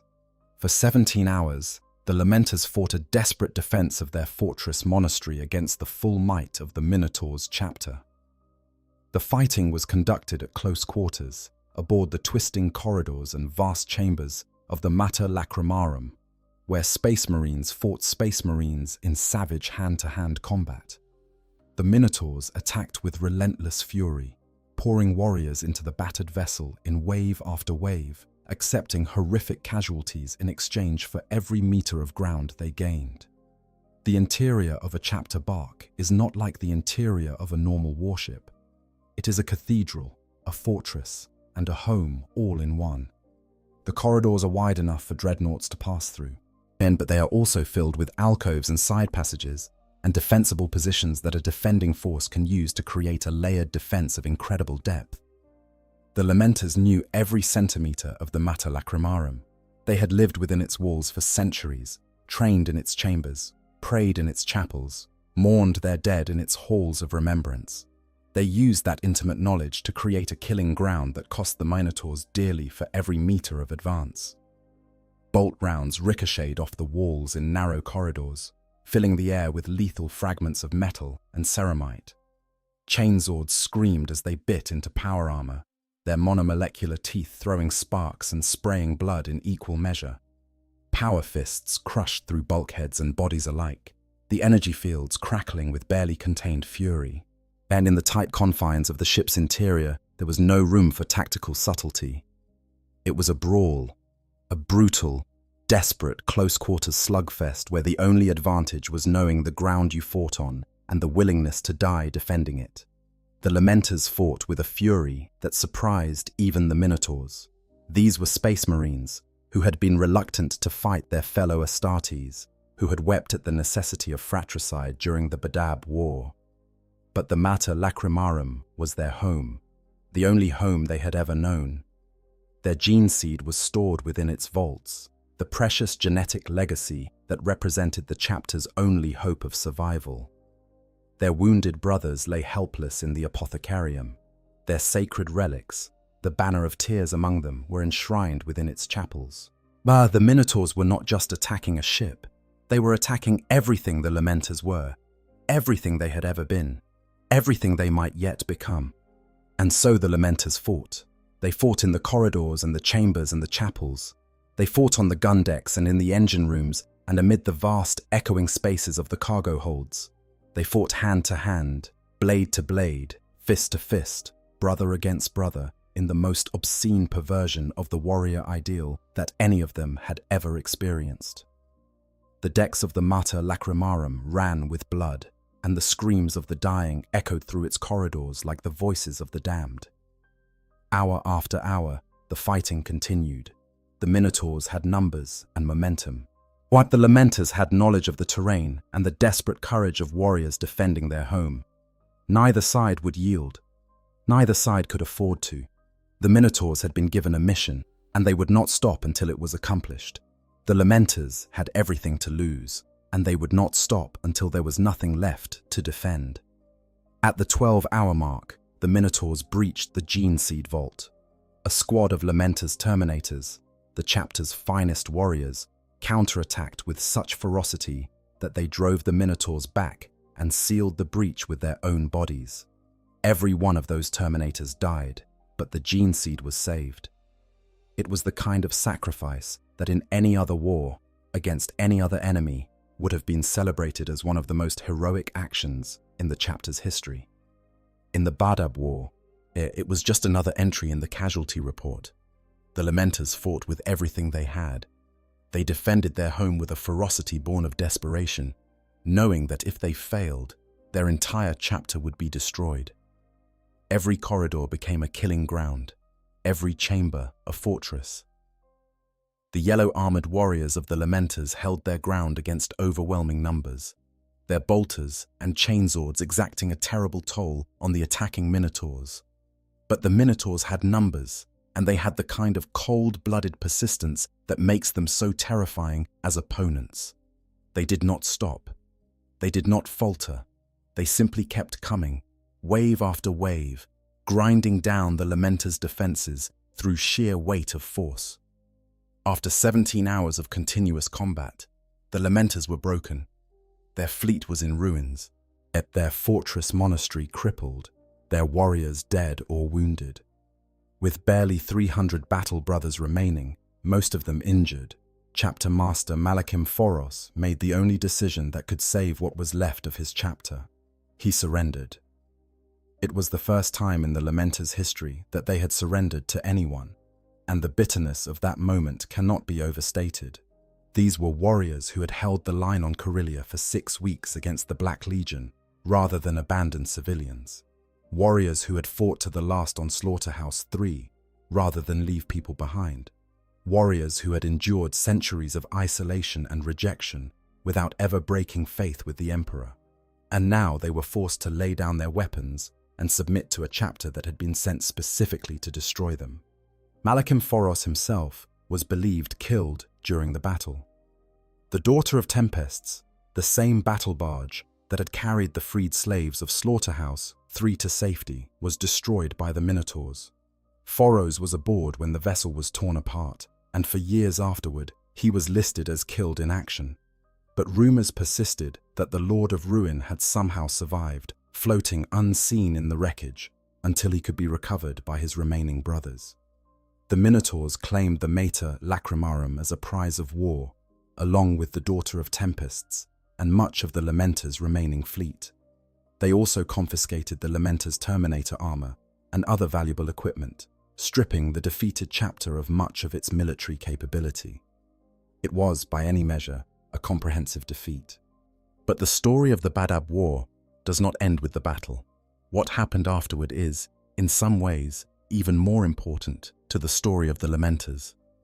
1 year after the fall of the secessionist capital, in 913 of the 41st millennium, the surviving chapters that had fought on the secessionist side were put on trial before a consistorial court of their peers.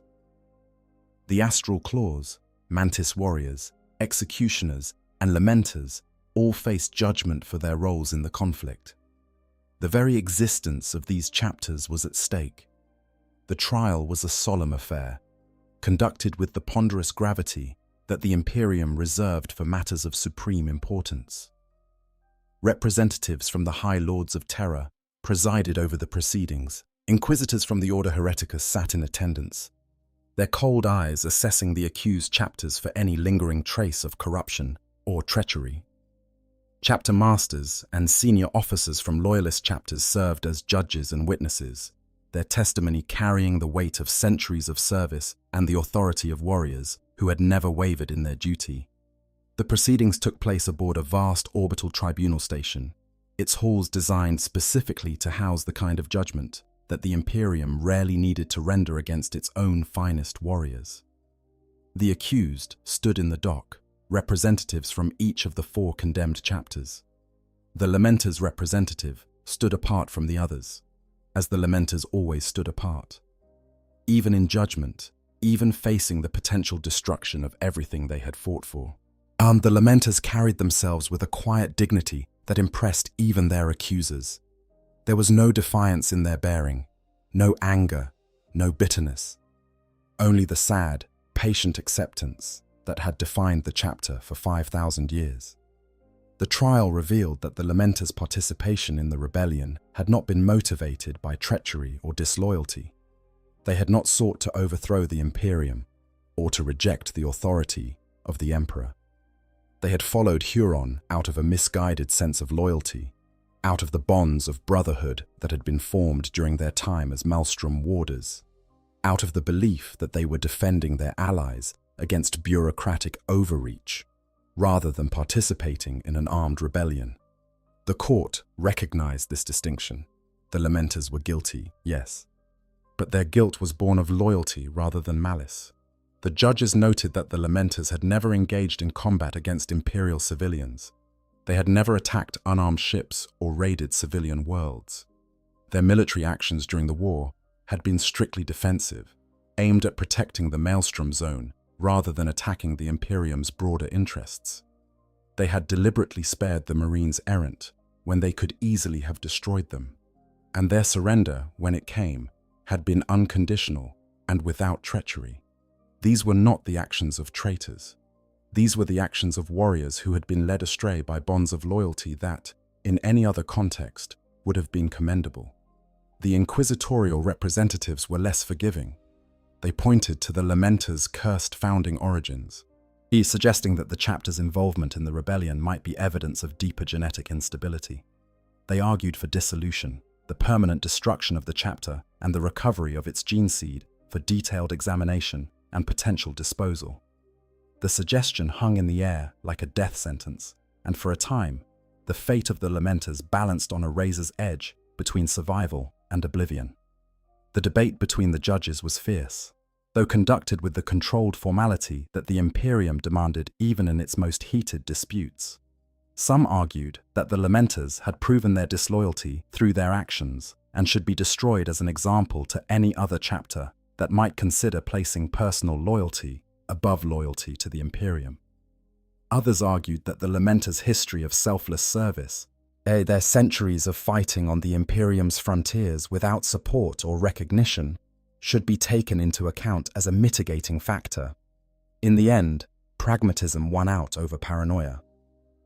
The Imperium was at war on 1,000 fronts, and it could not afford to destroy capable fighting forces without very good reason. The Lamenters were guilty, but they were also valuable, and the judgment reflected this uncomfortable balance between justice and necessity. It is worth noting that the Astral Claws themselves received a far harsher judgment. Lufkit Huron and the surviving Astral Claws, who had not managed to escape, were condemned to death.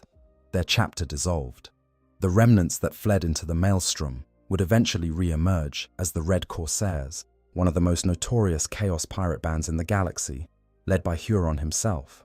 And now terribly wounded and transformed by the dark energies of the warp into the creature known as Huron Blackheart. The man who had offered the Lamenters friendship and brotherhood would become one of the Imperium's most wanted criminals, and the chapter that had been the Lamenters' closest ally would become a byword for treachery and corruption. The Executioners and the Mantis Warriors, the other two chapters that had fought on the secessionist side, received similar sentences to the Lamenters. All three were ordered to undertake penitent crusades, though the specific terms varied. The Mantis Warriors would eventually earn redemption through their fierce defense of Imperial facilities, and the Executioners would find their own path back to the Imperium's good graces. But the Lamenters, as always, would find their road to redemption longer, harder, and more painful than anyone else's. The sentence was severe, but not terminal. The Lamenters were ordered to undertake a 100-year penitent crusade, a period of penance during which they would be required to fight the enemies of the Imperium without rest, without recruitment, and without support. They could not take on new aspirants to replace the brothers they lost. They could not seek refuge in Imperial ports or draw upon Imperial supply lines. They were to wander the void, fighting and dying in the Emperor's name, until either the century was up or they ceased to exist. Their chapter banner, torn and bloodied from the fighting, was taken from them and given to the Orders Pronatus of the Adepta Sororitas to be repaired and purified. The sisters who worked on the banner wept openly as they sewed, contemplating the suffering of the chapter that had carried it. When the restored banner was returned to the Lamenters, it had been given a new name, the Banner of Tears. The Lamenters accepted their punishment without complaint, as they accepted everything, and set out into the void to begin their penance. They had 300 warriors, a handful of damaged ships, and the weight of their shame upon their shoulders. They had been stripped of their fortress monastery, their equipment, their pride. They had been branded as traitors by an Imperium they had never betrayed in their hearts, and they were forbidden from recruiting the new warriors they desperately needed to replace their losses. The Lamenters went out into the darkness, and the darkness was waiting for them. But the penitent crusade of the Lamenters would have been a difficult enough undertaking under the best of circumstances. A depleted chapter stripped of its best equipment and forbidden from replenishing its losses, forced to fight continuously for a century against whatever enemies they encountered. Even in the relatively quiet corners of the galaxy, this would have been a grueling test of endurance. But the Lamenters were not destined for quiet corners. In 992 of the 41st Millennium, while the Lamenters were still deep in the early years of their penance, the galaxy was struck by one of the most devastating invasions in the history of the Imperium. Hive Fleet Kraken, the second major Tyranid incursion into the Milky Way, it erupted from the void beyond the galactic rim and fell upon the eastern fringes of Imperial space like a tidal wave of chitin and hunger. The Tyranids are, by any objective measure, the single most terrifying threat facing the Imperium of man.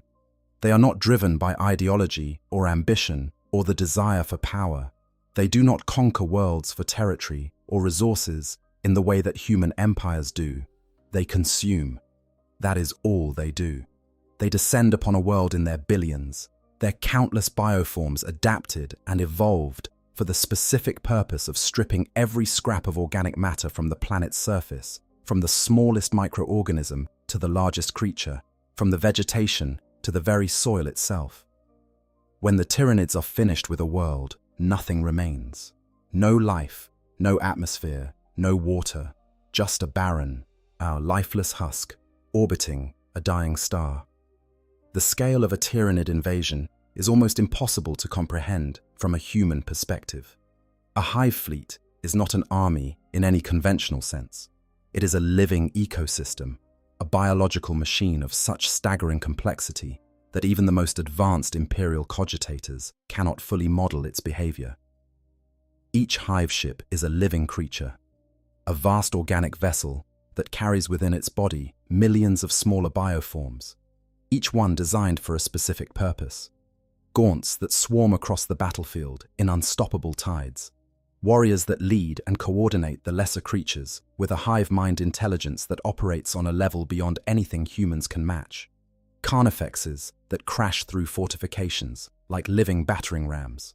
Hive tyrants that serve as nodes in the psychic network that connects every Tyranid organism to the vast, unknowable consciousness of the hive mind itself. And above all of these, hanging in orbit like monstrous parasites, the bioships themselves, vast organic vessels that blot out the stars and rain mycetic spores down upon the world below like a terrible, living rain. A single hive fleet can consume an entire sector if left unchecked, and the Imperium has faced 3 major incursions in the past 2.5 centuries, each one more devastating than the last. Hive Fleet Kraken attacked across a front that spanned thousands of light years. Worlds were consumed by the dozens, their populations devoured, their resources absorbed into the ever-growing biomass of the hive fleet. The Imperium mounted a desperate defense, concentrating its forces on the most strategically important worlds while abandoning countless others to their fate. Space Marine chapters threw themselves into the path of the advancing Tyranids, fighting with desperate valor to slow the alien advance and buy time for the evacuation of threatened populations. The Lamenters were right in the path of the storm. Their penitent crusade had taken them to the eastern fringes, directly into the teeth of Hive Fleet Kraken's advance. Any other chapter might have attempted to avoid the oncoming swarm, to redirect their crusade to a less dangerous region and wait for the storm to pass. The Lamenters did not even consider it.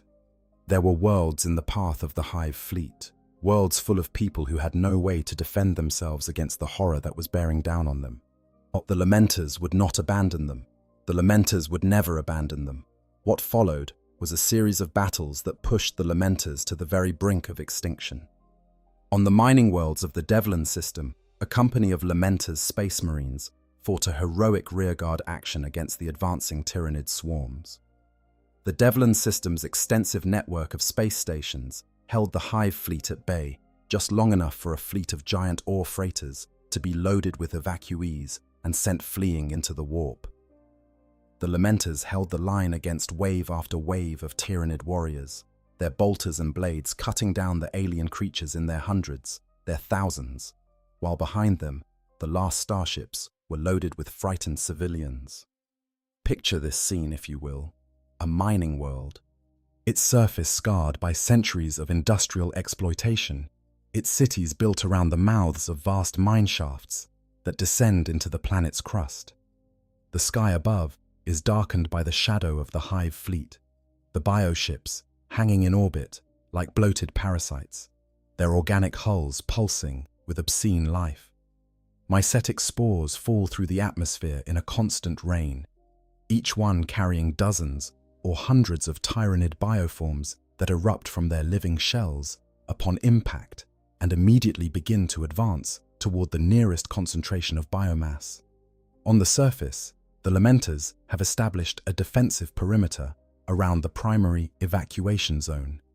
Their yellow armor stands out starkly against the grey dust of the mining world. A line of golden warriors standing between the hive fleet and the terrified civilians who are streaming aboard the last remaining transport ships. The ground trembles with the approach of millions of alien organisms. The air is filled with the chittering, clicking sounds of the tyrannid swarm, a noise that seems to come from everywhere at once, that gets inside your head and makes it impossible to think of anything except the wall of chitin and claws that is bearing down upon you. The Lamenters open fire. Bolters bark their familiar thunder, each mass-reactive shell detonating inside the body of a tyrannid creature and blowing it apart from within. Heavy bolters lay down a curtain of fire that chews through the advancing swarm. Plasma guns burn white-hot holes in the chitinous horde. But for every creature that falls, as 10 more take its place. The swarm does not slow. The swarm does not stop. The swarm does not feel fear or pain or hesitation. It simply advances, driven by the implacable will of the hive mind, and the Lamenters can do nothing but stand their ground and keep killing. Every Lamenter in that company knew they were going to die. There was no extraction plan, no rescue fleet, no way off the planet once the evacuation was complete. They were the rearguard, and the rearguard does not leave. They accepted this with the quiet resolve that had defined the Lamenters for 5,000 years, planting their feet in the rubble and fighting until the last ship had cleared the atmosphere. They sacrificed their own lives so that others might live, every single one of them. But the last Lamenter fell 39 minutes after the first had set foot on the planet's surface, and when the silence finally settled over the battlefield, there was nothing left but empty armor and the bodies of the alien dead. But the tragedy did not end there, because it never ends there for the Lamenters. The refugee ships that escaped the Devlin system carried more than just frightened civilians. Tyrannid organisms had infiltrated the evacuation, hiding among the refugees like parasites within a host. One ship, arriving at the world of Adri's Hope, was discovered to be an abattoir. Every single person aboard had been butchered by a tyrannid creature that had breached the ship's quarantine during the journey. Within 3 weeks of the refugees' arrival, Adri's Hope itself was consumed. The world that the Lamenters had died to save was lost, devoured by the very enemy they had given their lives to hold back. The sacrifice of the Devlin system was just one of many such actions the Lamenters undertook during their penitent crusade through the path of Hive Fleet Kraken. On world after world, the dwindling band of yellow-armored warriors threw themselves into the most desperate battles imaginable, fighting to buy time for evacuations that they would never benefit from, defending civilians they would never see again, dying in battles that would never be remembered by anyone except the people who survived because of them. The planet Malvolian became the site of one of the Lamenters' most famous last stands. As the world was being rapidly consumed by tyrannid organisms, as the Lamenters fought a desperate defense that allowed thousands of Imperial civilians to escape the doomed planet. The details of the battle are fragmentary, the records incomplete. But what is known paints a picture of heroism so extraordinary that it borders on the unbelievable. Malvolian was a hive world, home to billions of Imperial citizens who lived and worked in the towering hive cities that dotted the planet's surface. When Hive Fleet Kraken arrived, the planet's defenses crumbled within hours. The planetary defense forces were overwhelmed, their weapons ineffective against the sheer volume of tyrannid organisms that poured from the sky like a living rain. The hive cities, those massive towers of rockcrete and steel that had sheltered humanity for thousands of years, were breached one by one, whilst their populations consumed by creatures that knew neither mercy nor hesitation. The Lamenters arrived when the situation was already desperate. They did not arrive in force, because they no longer had the force to arrive with. What they brought to Malvolian was a fraction of a chapter. Warriors who were already exhausted from weeks of continuous fighting across multiple worlds. Their armor was scarred, their ammunition was low, and their numbers were a shadow of what they had once been. By any rational assessment, they should have bypassed Malvolian entirely. There was nothing they could do to save the planet. The Hive fleet had already committed overwhelming forces to its consumption, and no military formation in the galaxy could have turned back the tide. But the Lamenters did not bypass Malvolian. They could not. Because there were still people alive on that world, still human beings huddled in the ruins of their cities, still mothers clutching their children and soldiers manning their posts, and ordinary people praying to an emperor who seemed to have forgotten them. The Lamenters could not save the planet, but they could save some of its people, and for the Lamenters, some was enough. They deployed to the planet's primary starport, the last remaining embarkation point for the civilian transports that were evacuating the planet's surviving population. The starport was surrounded on all sides by the Tyranid swarm. Warrior organisms had already breached the outer perimeter, and genostealers were infiltrating the evacuation zones, picking off civilians in the shadows between the loading bays. The situation was desperate, chaotic, and exactly the kind of fight that the Lamenters had been born for. They established a defensive perimeter around the starport, their bolters creating a wall of fire that pushed the Tyranids back meter by precious meter. The fighting was constant and unrelenting. The Tyranids did not attack in waves, the way conventional enemies did. They attacked as a single organism, a unified mass of chitin and claw and hunger that pressed against the Lamenters' defensive line with the mindless persistence of water seeking a crack in a dam. The Lamenters held.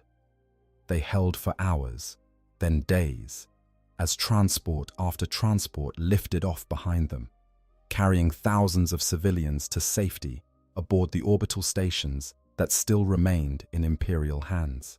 Yet they held even as their ammunition ran dry, and they were forced to fight with combat knives and bare fists. They held even as brothers fell around them, dragged down by the sheer weight of Tyranid organisms, their ceramite armor cracked and shattered by the relentless assault. They held until there was no one left to evacuate, and then they held a little longer, because there might be one more person out there, one more family hiding in the ruins, one more life that could be saved if they just held the line for a few more minutes. By the time the last transport lifted off from Malvolian, the Lamenters had lost more warriors than they could afford to lose. The planet was consumed within hours of their departure, its biomass absorbed into the Hive fleet's ever-growing reserves. Another world lost, another population scattered or destroyed. As another entry in the long catalogue of the Lamenters' tragedies. But thousands of people were alive who would have been dead without them. Thousands of men and women and children who would have been nothing but fuel for the Hive fleet were instead alive, breathing, existing, because a handful of exhausted, outnumbered, outgunned space marines in battered yellow armor had chosen to stand between them and the darkness. By the time the worst of Hive fleet Kraken's assault had passed, broken at last by the combined efforts of the Ultramarines at the Battle of Ichar IV and the Eldar of Craftworld Iyanden, the Lamenters had been reduced to a shattered remnant. The last known census of the chapter reported that barely 3 or 4 companies remained, and perhaps 300 or 400 warriors out of the already depleted force that had begun the penitent crusade. Their fleet was in ruins, their equipment was battered and irreplaceable, and they were still forbidden from recruiting new warriors to replace the brothers they had lost. And they kept going. The sheer stubbornness of the Lamenters' survival in the face of these losses is, by itself, one of the most remarkable achievements in the history of the Adeptus Astartes. Other chapters have been brought to the brink of extinction and rebuilt, but the Lamenters were brought to the brink of extinction while simultaneously being denied the means to rebuild. They could not recruit, they could not resupply, they could not retreat. All they could do was fight and bleed and die, and somehow keep existing despite every force in the galaxy seemingly conspiring to wipe them out. The question that haunts the Lamenters' history, the question that scholars and strategists and inquisitors have asked since the chapter was first created, is simple. Why? Why does so much misfortune befall a single chapter? Is it truly just bad luck, a statistical anomaly, an improbable but not impossible sequence of unfortunate events? Or is there something more at work, something supernatural, something woven into the very fabric of the Lamenters' existence? The Imperium's official position, insofar as the Imperium has an official position on anything, is that the Lamenters are simply unlucky. The Inquisition's sealed reports on the chapter do not attribute their misfortunes to any specific cause, as though the fact that those reports remain sealed suggests that the Inquisition may know more than it is willing to share. Some scholars have speculated that the genetic modifications performed during the 21st founding may have had unforeseen consequences, that in removing the Black Rage and the Red Thirst, the tech priests may have inadvertently introduced some other flaw that manifests not as a physical or mental ailment, but as a pattern of catastrophic bad fortune. Others have suggested darker explanations, pointing to the involvement of the chaos god Tziench, the architect of fate, whose plots and machinations are so complex and far-reaching that even the Lamenter's curse might be nothing more than one small thread in an incomprehensibly vast web of manipulation. The truth, as with so many things in the 41st millennium, remains unknown. What is known is that the Lamenters have suffered more than any other chapter of their age, and that their suffering has never caused them to waver in their duty. They have been broken and rebuilt, broken and rebuilt, broken and rebuilt, and each time they have emerged from the wreckage with the same quiet determination to continue serving the Emperor and protecting the people of the Imperium. There are even those who suggest that the Lamenter's curse is not supernatural at all, but rather the natural consequence of their own character. By caring more deeply than other chapters, by feeling the weight of every loss and every failure more acutely, the Lamenters perceive their misfortune as worse than it actually is. Every chapter suffers losses. Every chapter faces setbacks and disasters. But most chapters process these events through the emotional filter of their training, reducing them to tactical data and moving on. The Lamenters cannot do this. Every loss is a wound, every failure a scar, and the accumulated weight of 5,000 years of wounds and scars creates a lived experience of cursed existence that may have as much to do with the chapter's psychology as with any supernatural influence. But this theory, while intellectually satisfying, fails to account for the sheer statistical improbability of the Lamenter's misfortune. Bad luck is one thing. 5,000 years of unbroken catastrophe is something else entirely. The Lamenters have been abandoned by allies, betrayed by friends, punished for loyalty, attacked by the enemies of humanity while simultaneously being shunned by its defenders. They have been caught in warp storms, ambushed by superior forces, denied reinforcements and supplies, and sentenced to penitent crusades that were designed to destroy them. At some point, the explanation of ordinary bad luck becomes insufficient, and you are forced to consider the possibility that something else is at work, something that defies rational analysis, something that may be beyond the understanding of even the Imperium's most learned scholars. The answer, if there is one, may lie in the very thing that makes the Lamenters unique: their compassion. In the grim darkness of the far future, compassion is an anomaly, a deviation from the norm of cold pragmatism and ruthless efficiency that characterizes most of the Imperium's defenders. The Lamenters care about people in a galaxy that does not reward caring. They grieve for the dead in a universe that generates death on an industrial scale. They hope for better days in a setting that was specifically designed to crush hope wherever it appears. Perhaps the curse of the Lamenters is simply this: they feel everything in a galaxy that demands you feel nothing, and the weight of that feeling, accumulated over 5,000 years, is what breaks them again and again and again.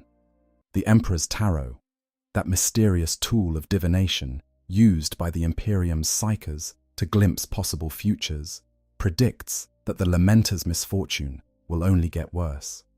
If this is true, then the Lamenters are living under a sentence of doom that no amount of valor or sacrifice can commute. They are walking toward oblivion, and they know it. They keep walking anyway. To understand the soul of the Lamenters, you need to understand Malachim Foros. Foros is the chapter master of the Lamenters, and he bears two titles that say everything about both the man and the chapter he leads. He is the Lord of Ruin, so named for the palpable aura of grief and bitter hatred that surrounds him, a psychic weight so intense that it can be felt by anyone who stands in his presence. And he is the Watcher of the Deeps, a title whose origins are lost to time, but which speaks to the chapter's eternal vigilance, their unending watch over the dark places where humanity's enemies lurk. To look at Foros is to see a contradiction made flesh. His face, like the faces of all sons of Sanguinius, is beautiful. The gene seed of the angelic Primarch grants his descendants an otherworldly perfection of feature, a nobility of bearing that seems more appropriate to a cathedral sculpture than a warrior of the 41st millennium.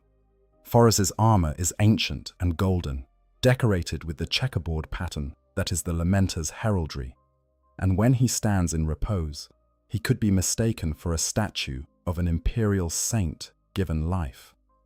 But beneath that serene exterior lies a tempest.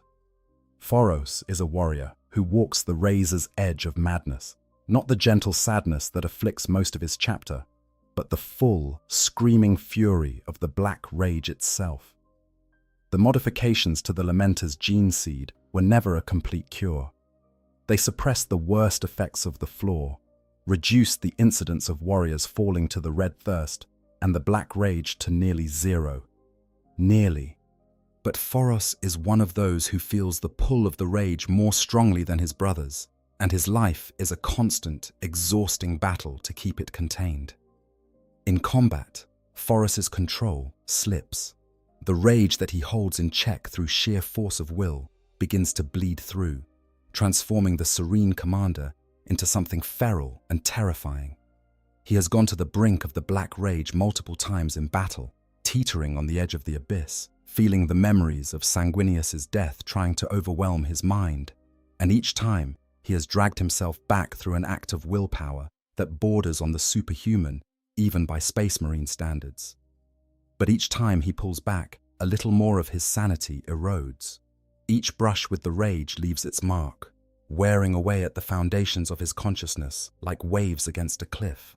As Foros knows, with the certainty that comes from intimate familiarity with one's own mind, that one day the rage will win. One day he will not be able to pull himself back. One day the Lord of Ruin will become the very thing he has spent his life fighting against, and the Lamenters will lose the leader who has guided them through the darkest chapters of their history. Foros's history is the history of the Lamenters in miniature. He was a survivor of the destruction of the Space Hulk, Unhallowed Heart, a disaster that left him with a deep and lasting distrust of the Administratum and the bureaucrats of the Adeptus Terra. That distrust was exploited by Luft Huron, who recognized in Foros a kindred spirit, and a warrior who had been failed by the Imperium's institutions and who harbored a smoldering anger at the injustices his chapter had suffered. Huron used that anger, that sense of betrayal, to draw the Lamenters into the Badab secession. And when the war was over and the price had to be paid, it was Foros who bore the weight of responsibility. He was believed killed during the Battle of Optera, when the Minotaurs destroyed the Daughter of Tempests. For years, the Imperium listed him as dead, another casualty of the Badab War. But rumors persisted that Foros had survived, floating unseen in the wreckage of his ship, waiting to be recovered by his few remaining brothers. Those rumors proved to be true. Foros lived, and in the early years of the 42nd millennium, he was confirmed to still be leading the Lamenters, still fighting. He's still struggling against the rage that threatened to consume him. The existence of Foros as a character in the Lamenters' story adds a deeply personal dimension to the chapter's tragedy. He is not just a military commander. He is a living embodiment of everything the Lamenters represent: their grief, their resilience, their stubborn refusal to give in to the darkness. Every day that Foros wakes up and does not succumb to the black rage is a victory, a small but significant act of defiance against the curse that hangs over his chapter. And every battle that he fights, every moment of fury that he experiences and then claws his way back from, is a reminder that the war the Lamenters fight is not just external. Their greatest battle is the one they wage within themselves, as against the genetic legacy that was supposed to have been cured but never truly was. His title, Lord of Ruin, is not an insult. It is a statement of fact. The grief and hatred that Foros carries radiate outward from him like heat from a star, and their effect on those around him is complex and powerful. His enemies feel despair, a crushing weight of hopelessness that saps their will to fight. But his brothers feel something different. They feel determination. The aura of grief that surrounds Foros does not weaken the Lamenters. It strengthens them. It reminds them of everything they have lost, everything they have endured, and it fills them with a near suicidal resolve to keep fighting, to make their suffering mean something, to ensure that the sacrifices of their fallen brothers are not in vain. The Lamenters would follow Malachim Foros into fire and death without a second thought, not because he is a great tactician or a brilliant strategist, though he is both, but because he is one of them. He suffers as they suffer. He grieves as they grieve. He carries the weight of the chapter's curse on his shoulders alongside every one of his brothers, and he does not flinch. In a chapter defined by its endurance in the face of impossible odds, Foros is the most enduring of all. In battle, Foros is a force of nature. He wields the glaive in carmine, the traditional weapon of the Blood Angels and their successors, a massive two-handed power sword whose blade shimmers with barely contained energy. In his other hand, or mounted on his armor, depending on the battlefield's demands, he carries an Infernus pistol, a weapon that fires a concentrated blast of melter energy capable of turning ceramite to slag and flesh to vapor in a single shot. His armor is artificer crafted, a masterwork of the chapter's finest artisans, decorated not with the symbols of triumph that adorn the armor of other chapter masters, but with icons of mourning and remembrance that speak to the chapter's eternal grief. Foros leads from the front, always. He does not direct battles from the safety of a command center or the bridge of a warship. He is in the thick of it, his blade singing its killing song, his pistol barking death at close range, his voice carrying across the battlefield to rally his brothers when hope seems lost. And hope always seems lost for the Lamenters. That is the point. That is why they need a leader like Foros, as a warrior who can stare into the abyss of certain defeat and still find a reason to keep fighting. The relationship between Foros and his chapter is unlike the relationship between any other chapter master and his warriors. Most chapter masters are respected and obeyed because of their rank and their demonstrated competence. Some are feared. Some are revered as near divine figures, vessels of their primarch's legacy.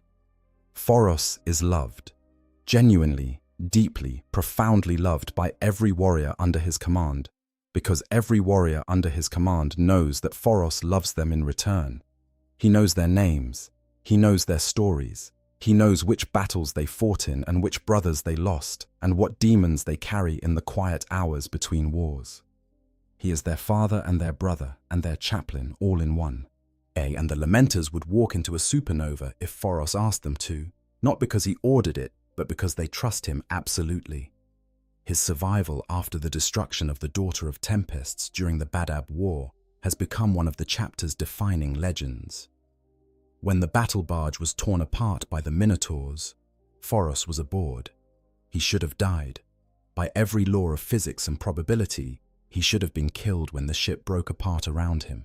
Instead, he survived, floating amid the wreckage in the cold void of space, his armor keeping him alive through mechanisms that even the chapter's tech marines struggle to explain. He was recovered hours later by a search party from the surviving Lamenters vessels, barely conscious but alive. His grip on his glaive, encarmined so tight that his gauntlets had to be pried apart to remove the weapon from his hands. The Lamenters took his survival as a sign, not a sign from the Emperor, because the Lamenters have always had a complicated relationship with the idea that the Emperor watches over them specifically, but a sign that the chapter was not yet done, that their story was not yet over, that there was more suffering to endure and more people to protect and more battles to fight before the Lamenters could finally lay down their burden. Whether Phoros himself sees his survival as a blessing or a curse is a question that only he can answer, and he has never shared his thoughts on the matter with anyone outside the chapter's inner circle. What is known is that from the moment of his recovery, Phoros threw himself back into the work of leading the Lamenters with an intensity that bordered on obsession.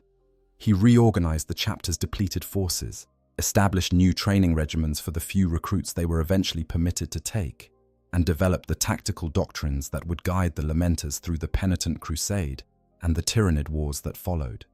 There is something important to understand about the title Lord of Ruin. It is not a title that Phoros chose for himself. It is a title that was given to him by others, by those who encountered him and felt the psychic weight of his grief. Phoros does not revel in ruin. He does not seek destruction for its own sake.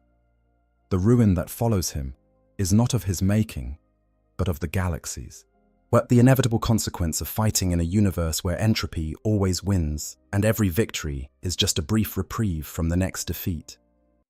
Phoros is the Lord of Ruin because ruin is all the galaxy has ever given him, and he has learned to fight within it, to lead within it, to find purpose within it, even when purpose seems impossible. His other title, the Watcher of the Deeps, is equally revealing. The deeps are the dark places, the forgotten corners of the galaxy where threats lurk and dangers fester. The Lamenters have always been drawn to those places, to the margins and the borders and the forgotten worlds where no other chapter will go. Phoros watches the deeps because someone has to, because the people who live in those dark places deserve protection as much as anyone else. Because the Lamenters have never believed that geography or politics should determine who deserves to be saved. There is one more figure in the Lamenters' story who deserves special attention, and his tale is perhaps the most poignant of all. His name is Chiron, and he is the loneliest warrior in the galaxy. Chiron is a dreadnought.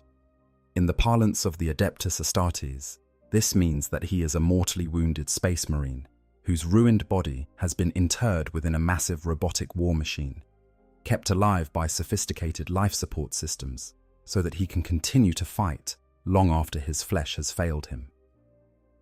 Dreadnoughts are revered figures in most Space Marine chapters, ancient warriors whose wisdom and experience are treasured as much as their formidable combat capabilities. The life of a dreadnought is itself a kind of tragedy, even under the best of circumstances.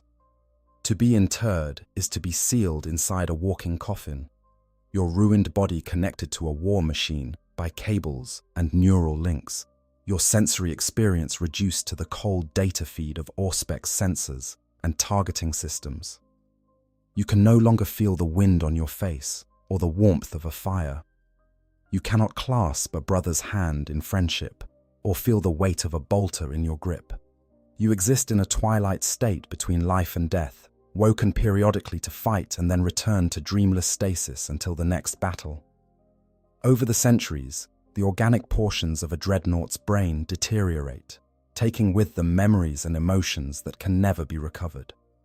Ancient dreadnoughts sometimes cannot remember their own names, and their identities erased by the slow decay of the flesh that once contained them. For most dreadnoughts, this existence is made bearable by the knowledge that they serve their chapter.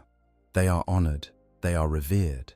When they wake, it is to the familiar faces of brothers who remember them, who speak their names with respect, who value them not just as weapons, but as living connections to the chapter's past. A dreadnought who has lost everything else can still cling to that belonging, that sense of being part of something larger than himself. Chiron has none of that, because Chiron has no chapter to return to. Before the Lamenters encountered Hive Fleet Kraken, before their penitent crusade brought them to the brink of extinction, Chiron was assigned to the Death Watch. the elite alien hunting force that draws its warriors from chapters across the Imperium. Deathwatch service is typically a temporary assignment. A Space Marine serves a tour of duty with the Deathwatch, gains valuable experience fighting alongside warriors from other chapters, and then returns to his own chapter to share what he has learned. Chiron was never able to return. While he served with the Deathwatch, the Lamenters disappeared into the teeth of Hive Fleet Kraken. Contact was lost, no word came back. The chapter that Chiron had served his entire life, the brothers he had fought alongside, the traditions he had been raised in, all of it was gone, swallowed by the tyrannid swarms. Chiron was left alone, a warrior without a home, a brother without brothers. The effect on Chiron was devastating, yet he believed himself to be the last Lamenter, the sole surviving member of a chapter that had been consumed by the very aliens the Deathwatch had been created to fight. His attachment to the Deathwatch was made permanent, because he had no chapter to go back to. The Deathwatch was all he had left. But Chiron did not respond to his loss with the quiet grief that characterized most of his chapter. Instead, he was consumed by rage, a cold, burning, all-consuming hatred directed at the Tyranids and, increasingly, at everyone and everything else. Chiron developed a foul temper and a stubborn streak that made him difficult to work with. He was insubordinate, confrontational, and openly hostile to the inquisitorial handlers who directed the Deathwatch's operations on at least 2 occasions, yet he defied direct orders from the Inquisitor known only as Sigma, the mysterious figure who controlled his kill team's missions. When Sigma threatened Chiron with expulsion from the Deathwatch, pointing out that the Dreadnought had no chapter to return to and would therefore be consigned to nothingness, Sigma misjudged the depth of Chiron's despair. Chiron did not care about threats. He had already lost everything that mattered. The only thing keeping him going was the desire for revenge, the need to kill as many Tyranids as possible before his own existence finally ended. Threaten him with oblivion. Chiron was already living in oblivion. The difference between his current existence and nothingness was, to him, academic. And yet, despite his fury and his grief, Chiron was not truly alone. The members of his kill team, Talon Squad, refused to abandon him. They saw past the Dreadnought's rage and his rough exterior to the wounded warrior beneath, and they stood by him even when he made it difficult. The bonds of brotherhood that formed between Chiron and his Deathwatch comrades were a pale echo of the bonds he had lost with the Lamenters, but they were real, and they were enough to keep him fighting.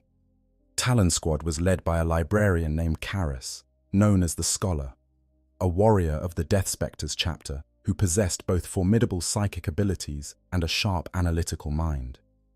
Karis was one of the few beings in the galaxy who could look at Chiron and see not just a temperamental war machine, but a brother in arms who was carrying a weight of grief that would have crushed a lesser being. And he did not try to fix Chiron or counsel him or offer empty words of comfort. He simply treated him as what he was, a space marine who had lost everything and was still fighting because fighting was all he had left. The other members of Talon Squad came from chapters scattered across the Imperium. There was Voss of the Imperial Fists, Zed of the Raven Guard, Solarion of the Ultramarines, and Routh of the Exorcists. Each brought their own skills and perspectives to the team, and each had their own relationship with the massive, temperamental Dreadnought who served as their heavy support. Some were wary of Chiron's unpredictable moods.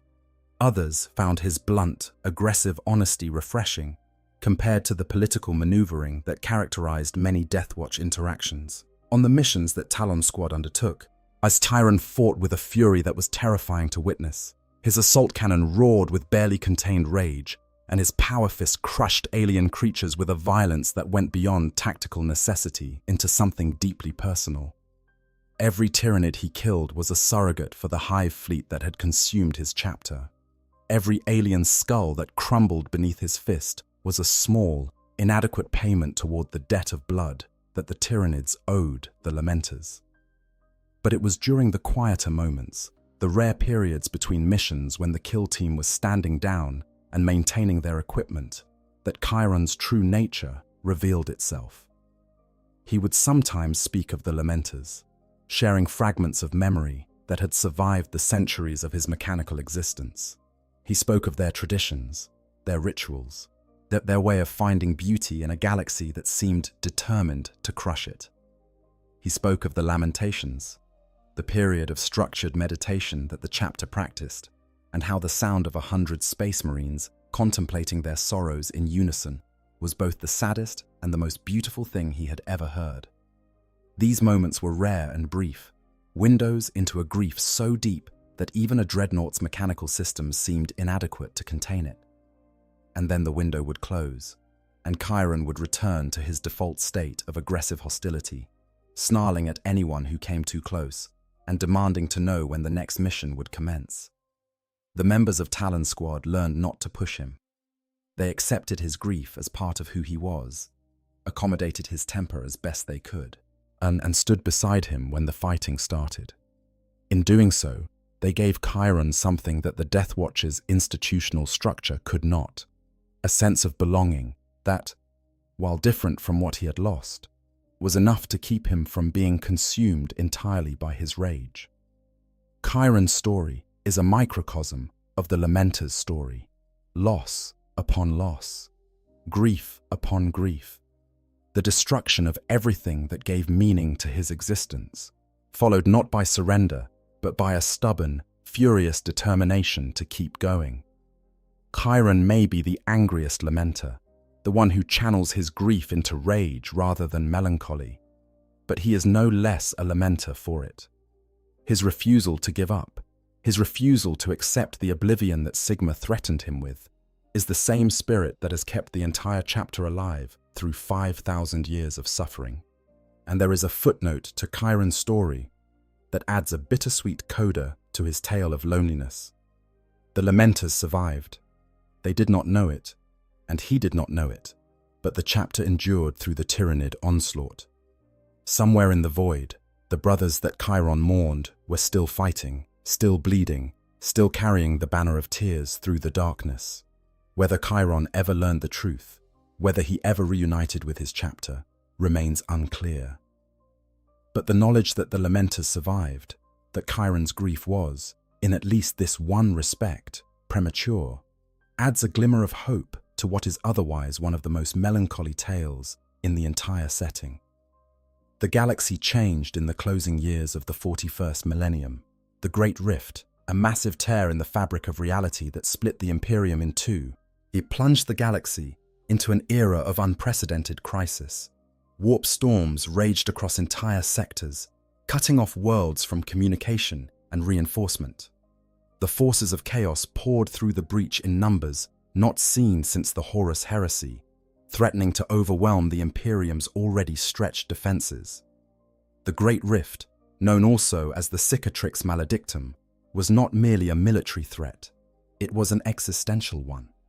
For the first time since the founding of the Imperium, there were vast regions of human space that were completely cut off from the light of the Astronomicon, the psychic beacon that allowed Imperial ships to navigate the warp.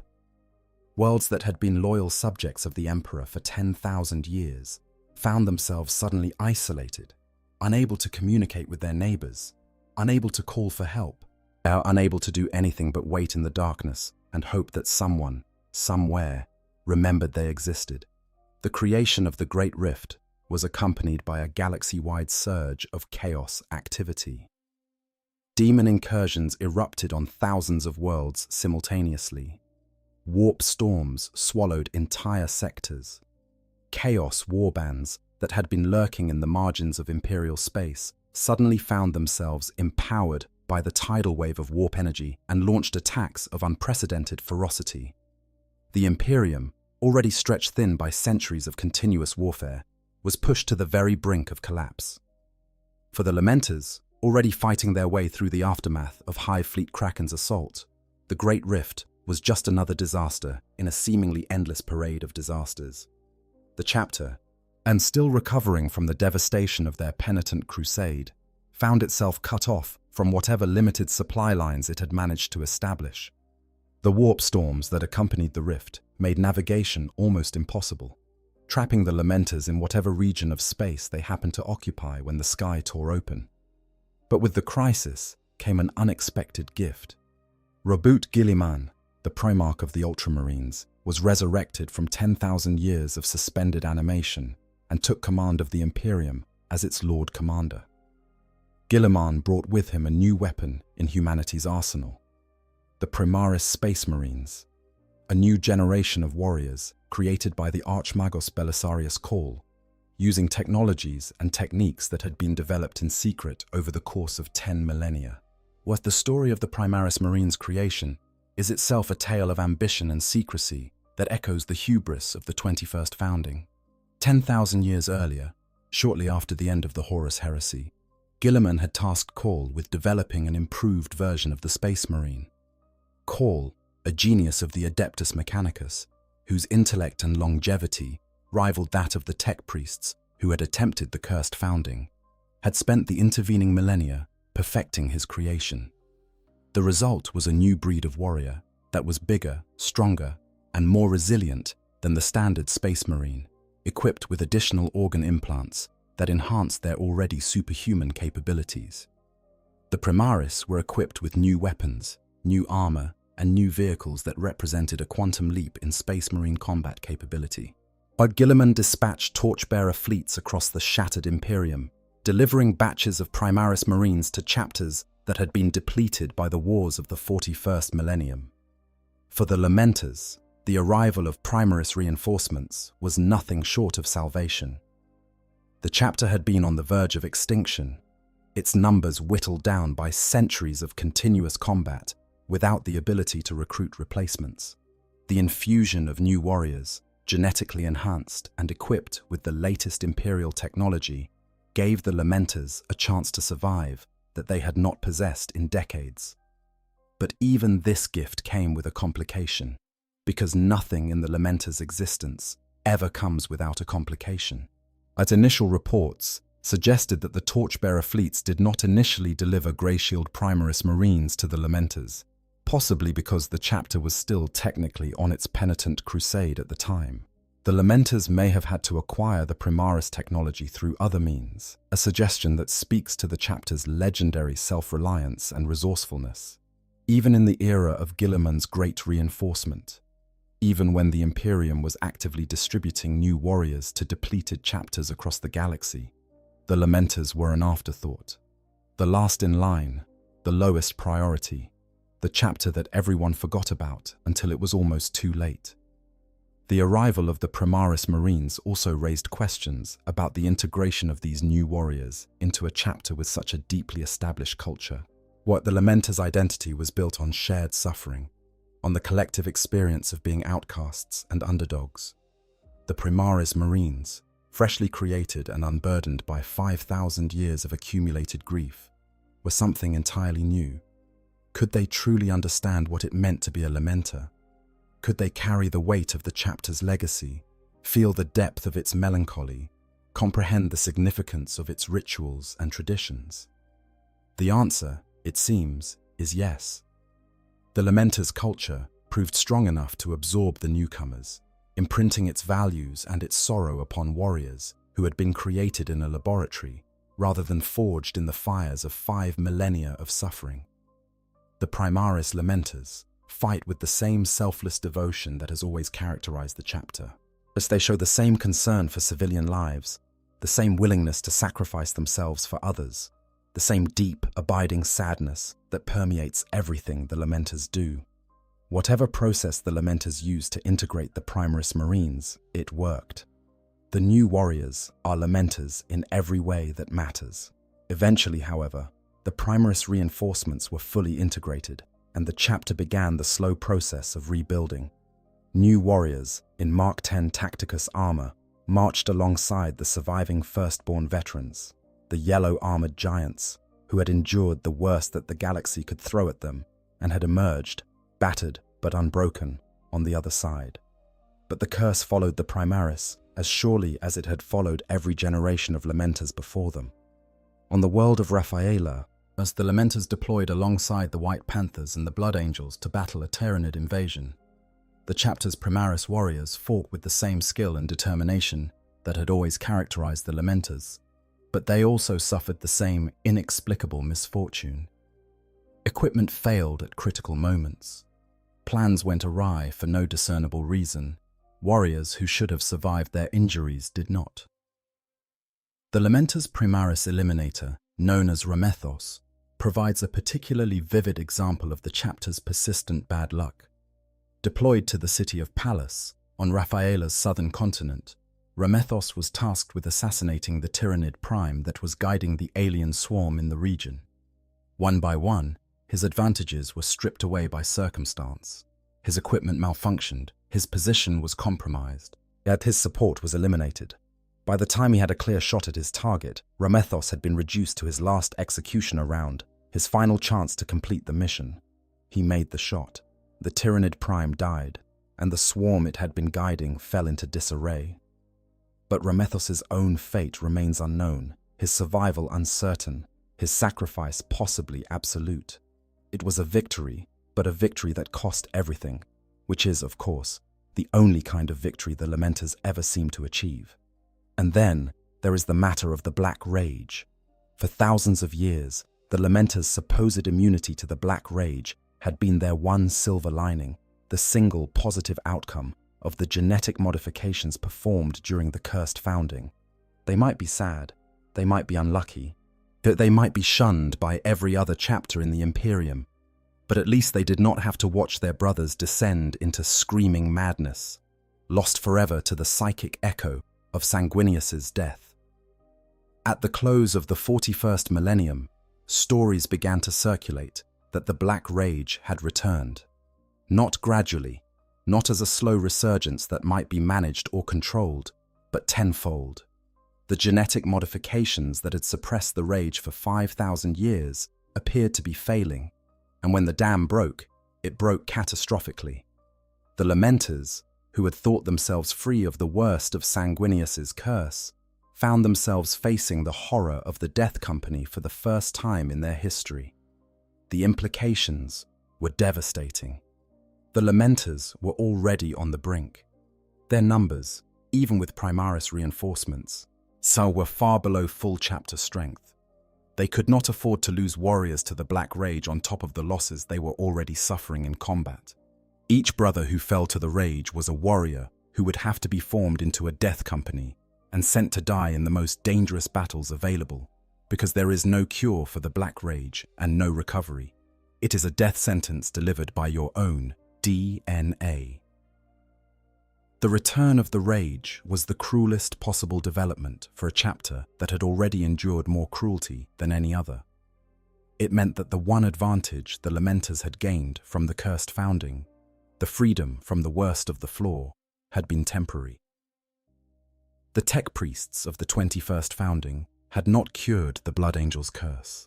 They had merely postponed it, and now, 5,000 years later, the bill was coming due. There is one more painful detail from this era that needs to be mentioned, because it speaks to the depth of the Lamenters' isolation, even among their own kin. When the Blood Angels came under dire threat from Hive Fleet Leviathan, the third and largest Tyrannid incursion into the galaxy, Commander Dante sent out a call to every successor chapter of Sanguinius.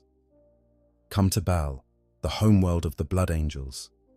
Come and defend the birthplace of your genetic line. Come and stand with your brothers against the greatest threat any of us have ever faced. Every successor chapter answered. The flesh-tearers came, their own numbers ravaged by the Black Rage, but their spirits unbroken. The angels sanguine came, shrouded in mystery as always. Even the Knights of Blood, who had been declared renegades by the Imperium, answered Dante's call, their loyalty to the blood of Sanguinius overriding their status as outcasts. Every single successor chapter of the Blood Angels made the journey to Baal, except one. The Lamenters could not come. They were too far away, too depleted, still technically serving their penitent crusade, still fighting the remnants of Hive Fleet Kraken on the other side of the galaxy. They could not make the journey even if they had wanted to, and the irony is almost unbearable. The devastation of Baal was exactly the kind of battle the Lamenters were made for. A desperate defense against overwhelming odds, fought to protect something precious, with every warrior knowing that they were probably going to die. It was Corellia writ large, Slaughterhouse 3 on a planetary scale. The kind of fight that the Lamenters had been throwing themselves into for 5,000 years. The battle itself was cataclysmic. The Tyrannid swarm descended upon Baal and its moons with a fury that defied description. Billions of organisms rained from the sky, their mycetic spores carpeting the surface of the Blood Angel's homeworld in a writhing blanket of chitin and hunger. Commander Dante, the oldest living space marine, led the defense with a strategic brilliance born of over 1,000 years of continuous warfare. The Blood Angels and their gathered successors fought with the fury of warriors who knew that the loss of Baal would be a wound from which their entire lineage might never recover. The casualties were staggering. Entire companies were wiped out in the fighting. Chapter masters fell, or heroes whose names had been spoken with reverence for centuries were consumed by the swarm. The flesh tearers, already on the brink of extinction from the ravages of the Black Rage, lost warriors they could not afford to lose. The Knights of Blood, who had come to Baal knowing they would be destroyed, fought to the very last warrior, selling their lives at a price that would have made even the Lamenters weep. And through it all, the chapters that survived forged bonds that would endure for centuries. The shared experience of standing together against annihilation, of bleeding and dying side by side in defense of their shared heritage, created connections between successor chapters that had been strangers or rivals for millennia. And warriors who had never met before the battle formed friendships in the crucible of combat that would last the rest of their lives. The sons of Sanguinius, so long divided by distance and divergent traditions, came together as a family for the first time since the days of the Great Crusade. And they missed it. The one time the Blood Angels and their successors stood together as a unified family, the Lamenters were absent. The one time the sons of Sanguinius put aside their differences and fought side by side, the Lamenters were fighting alone on the other side of the galaxy, as they had always fought alone, as they had always been forced to fight alone. Even in unity, the Lamenters were excluded. Even in a moment of unprecedented brotherhood among the scions of Sanguinius, the most loyal of all his sons was somewhere else, us unable to participate, unable to share in the bonds that were forged in the fires of Baal's defense. If there is a more fitting symbol of the Lamenter's place in the galaxy, I cannot think of one. In the current era, the Lamenters endure. They fight on, as they have always fought on, against enemies that would overwhelm most chapters and under circumstances that would break most spirits. They have deployed to the Aberus system alongside the Iron Lords, the Knights of the Raven, and the Scythes of the Emperor to fight against yet another tendril of Hive Fleet Kraken. The fact that they are once again facing the Tyrannids, the same enemy that nearly destroyed them during their penitent crusade, feels less like coincidence and more like fate. The Aberus deployment is a grim assignment by any measure. The system lies in a strategically critical position, a choke point between the advancing Tyrannid tendrils and a region of space that the Imperium cannot afford to lose. The 4 chapters fighting at Aberus form a thin defensive line, preventing the Tyrannids from reaching the Grendel stars, where the hyper-violent Bargasi aliens reside. If the Tyrannids were to assimilate Bargasi genetic material, the resulting bioforms would be even more dangerous than the already terrifying creatures that the Hive fleets deploy. The stakes are enormous, and the Lamenters, characteristically, are in the thick of it. The Scythes of the Emperor, who fight alongside the Lamenters at Aberus, are themselves a chapter with a deeply tragic history. They were nearly destroyed by Hive Fleet Kraken, losing their homeworld of Sotha and being reduced to a handful of survivors. There is a dark kinship between the Scythes and the Lamenters, a shared understanding of what it means to stand at the brink of extinction and refuse to fall. Whether this shared trauma has created bonds between the 2 chapters, or whether the Lamenters maintain the solitary habits that have defined them for millennia, the records do not say. But even at Aberus, the Lamenters' isolation persists.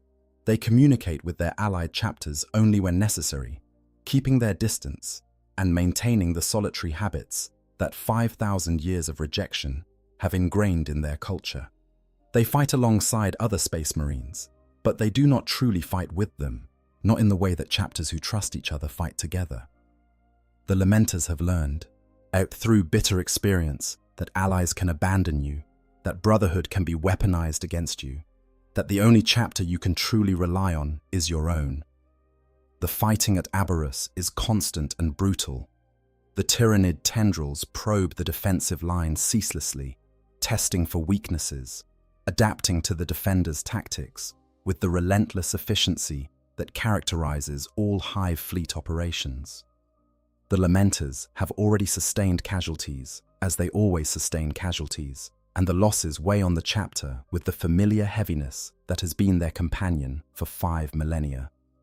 Each fallen brother is mourned not as a statistic, but as a person, not as a unit of combat effectiveness, but as a member of a family that grows smaller with every battle. And yet there is something different about the Lamenters at Aberrus, or something that observers have noted with quiet fascination. The chapter fights with a ferocity that seems intensified rather than diminished by their long history of suffering. The Primaris warriors, integrated seamlessly into the chapter's veteran ranks, carry the same determination as the Firstborn, who have been fighting since before the Great Rift. The Lamenters at Aberrus are not a broken chapter limping through its final campaigns. They are a chapter that has stared into the abyss more times than any other and has never once blinked. It is a sad way to live. It is a sad way to fight, but it has kept the Lamenters alive through disasters that would have destroyed any other chapter, and they are not about to change now. There is a final, terrible irony to the Lamenters' story that we need to address, and it concerns the very thing that was supposed to set them apart from their brother chapters, the cure. Remember, the entire reason the Lamenters exist is because the tech priests of the 21st founding believed they had found a way to eliminate the flaws in the Blood Angel's gene seed. The Red Thirst and the Black Rage, those twin curses that haunted every successor of Sanguinius, were supposed to be eradicated from the Lamenters' genetic makeup. For 5,000 years, that cure seemed to hold. The Lamenters never experienced the Black Rage, never saw their brothers succumb to the psychic echo of their Primarch's death. They carried their melancholy, their deep and abiding sadness. But they were free from the madness that turned other sons of Sanguinius into frothing berserkers who could not distinguish between the present and the final moments of the Siege of Terror. That freedom made them different from other Blood Angels' successors in ways that were both obvious and subtle. The Blood Angels and their kin live with the constant knowledge that any one of them, at any moment, might be seized by the Black Rage and lost forever. It is a sword hanging over every warrior's head, a doom that could strike without warning and transform a noble space marine into a raving madman who believes himself to be Sanguinius in his final hours. Chapters like the Flesh Tearers, whose gene seed is particularly unstable, live in constant fear that the flaw will eventually consume their entire brotherhood, turning them from warriors into monsters. The Lamenters were spared that fear. They could fight alongside their brothers without wondering which of them would be the next to fall to the rage.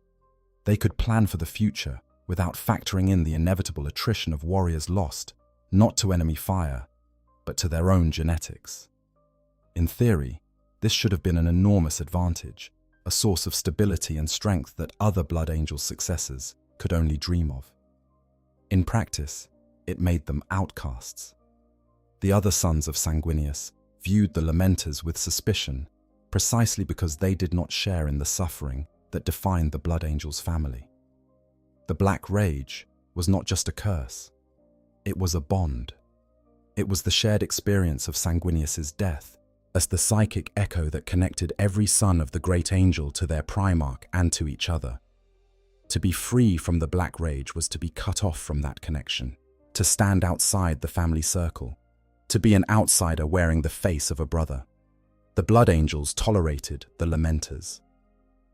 The Flesh Tearers and the Angels, in Carmine and the Blood Drinkers, and the Knights of the Blood, and the dozen other successor chapters that carried the full weight of the floor regarded the Lamenters with something between pity and contempt.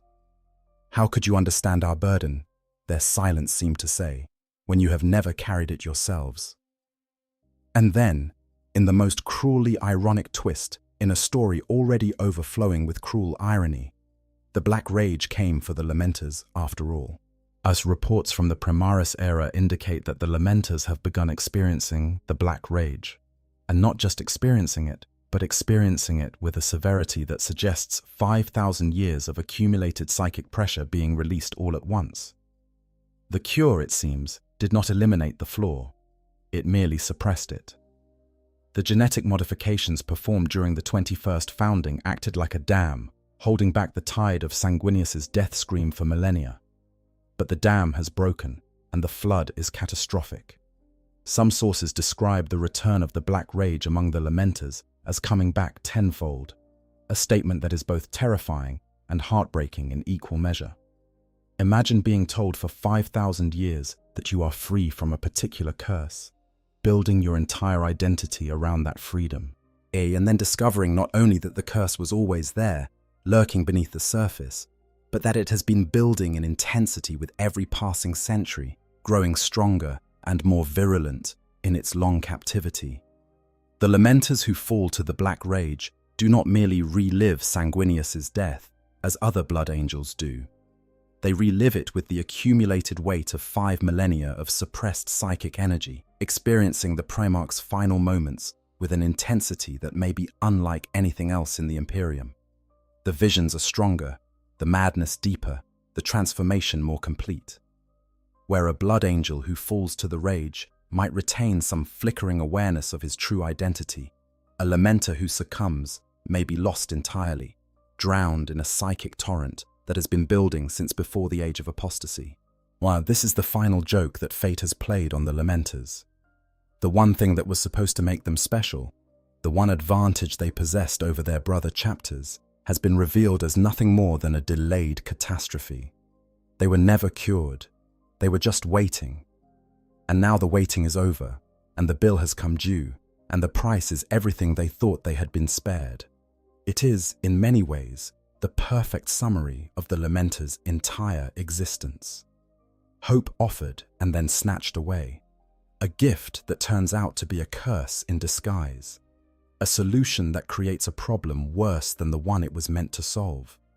The Lamenters cannot escape their suffering, not because the galaxy is cruel, though it is, but because suffering seems to be woven into the very fabric of their being, encoded in their genetics, as embedded in their fate, as fundamental to their existence as the blood of Sanguinius that flows through their veins.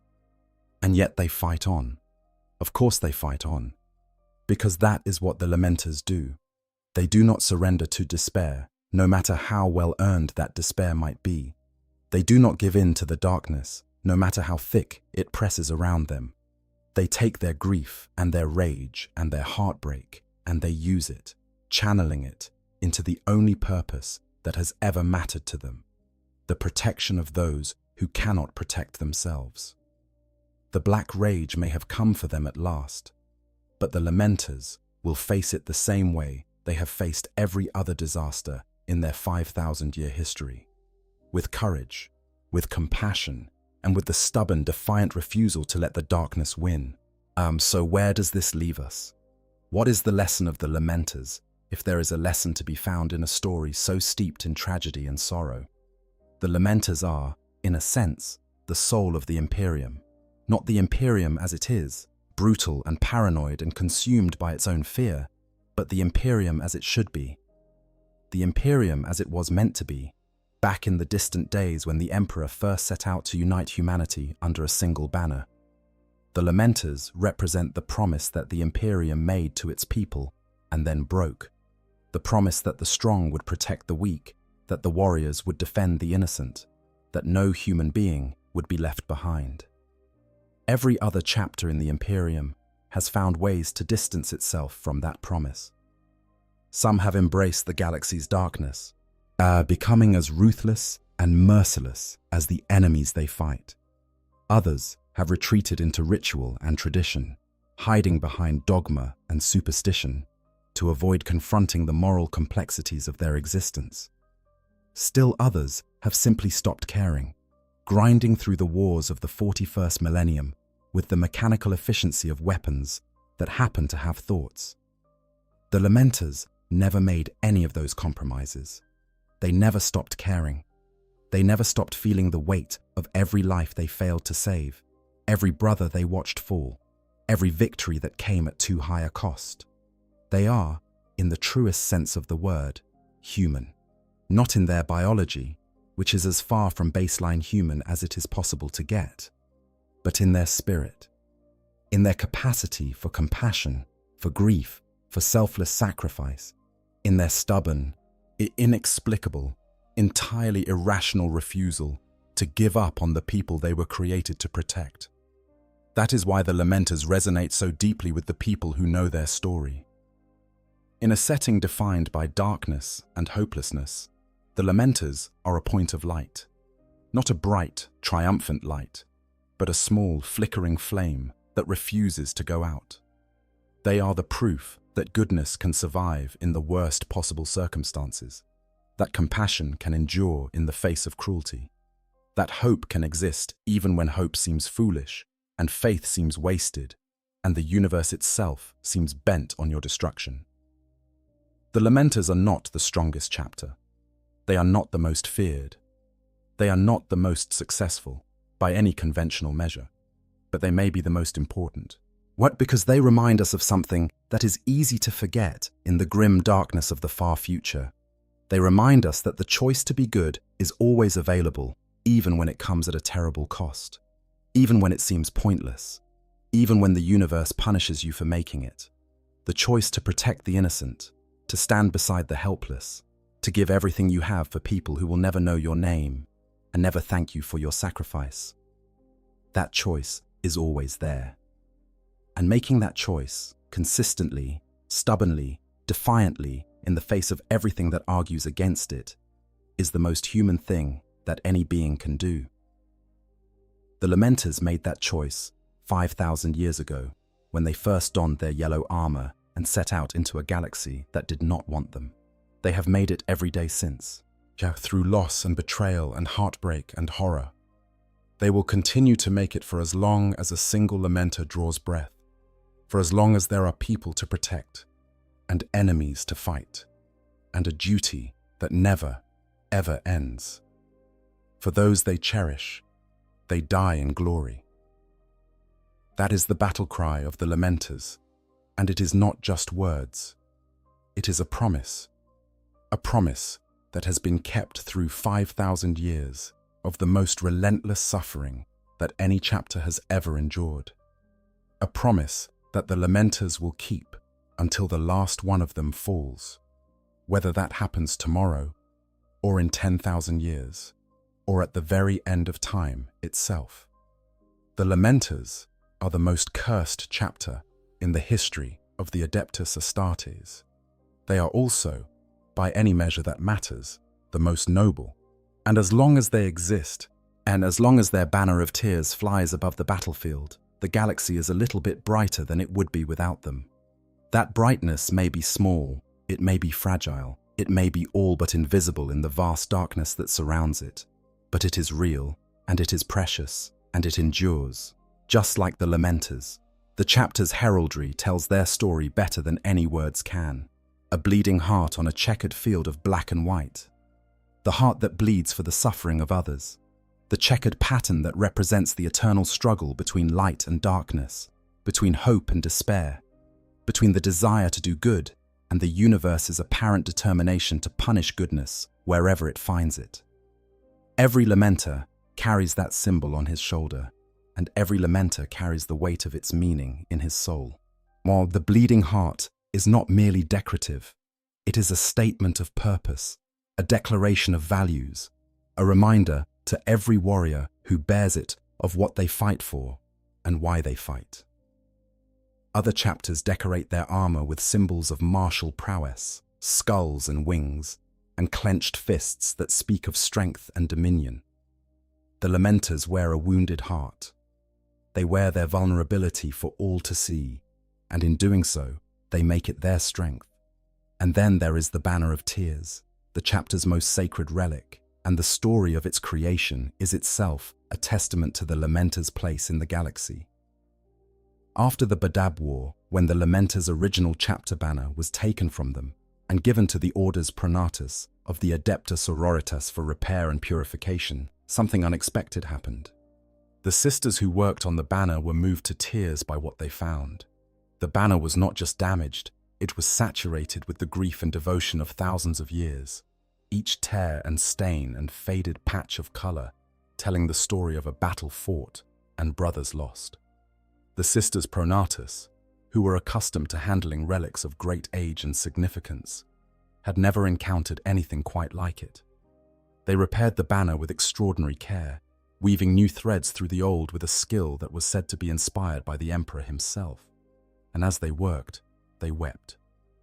Not from sadness alone, though the story of the Lamenters is certainly cause enough for tears. They wept from a mixture of sorrow and awe, contemplating the sins that the Lamenters had committed against the Emperor's peace and the far greater sacrifices they had made in the Emperor's service.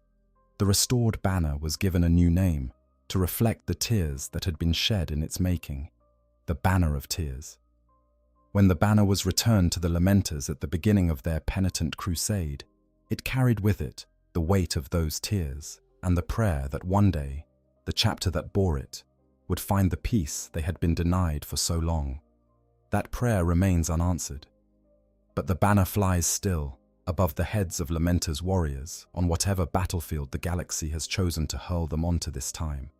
And its presence is a reminder that even in the darkest corners of the Imperium, there are those who see the Lamenters not as a cursed chapter, but as something worthy of tears.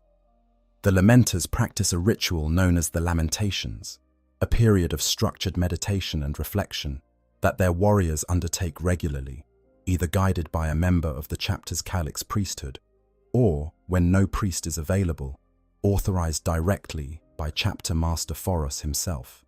The details of the Lamentations are not widely known outside the chapter, but what is known suggests a practice that is part prayer, part psychological discipline, and part communal grieving. The Lamenters do not suppress their sorrow. They acknowledge it, process it, and use it as fuel for their continued service.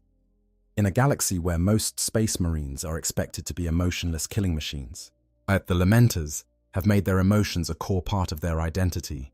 This is one of the things that makes them so unusual among the Adeptus Astartes. Space marines are not supposed to feel. They are engineered to be above human emotion, to operate with the cold efficiency of living weapons. The Lamenters have rejected that ideal, not through defiance, but through the simple reality of their nature. They feel, they grieve, they care. And rather than seeing these emotions as weaknesses to be purged, they have embraced them as essential components of who they are. Their armor is yellow, the color of dawn, of the first light that breaks the darkness. It is a color of hope, worn by a chapter that has been given precious little reason to hope. And yet they wear it proudly, defiantly, and as if daring the galaxy to take even this small brightness from them.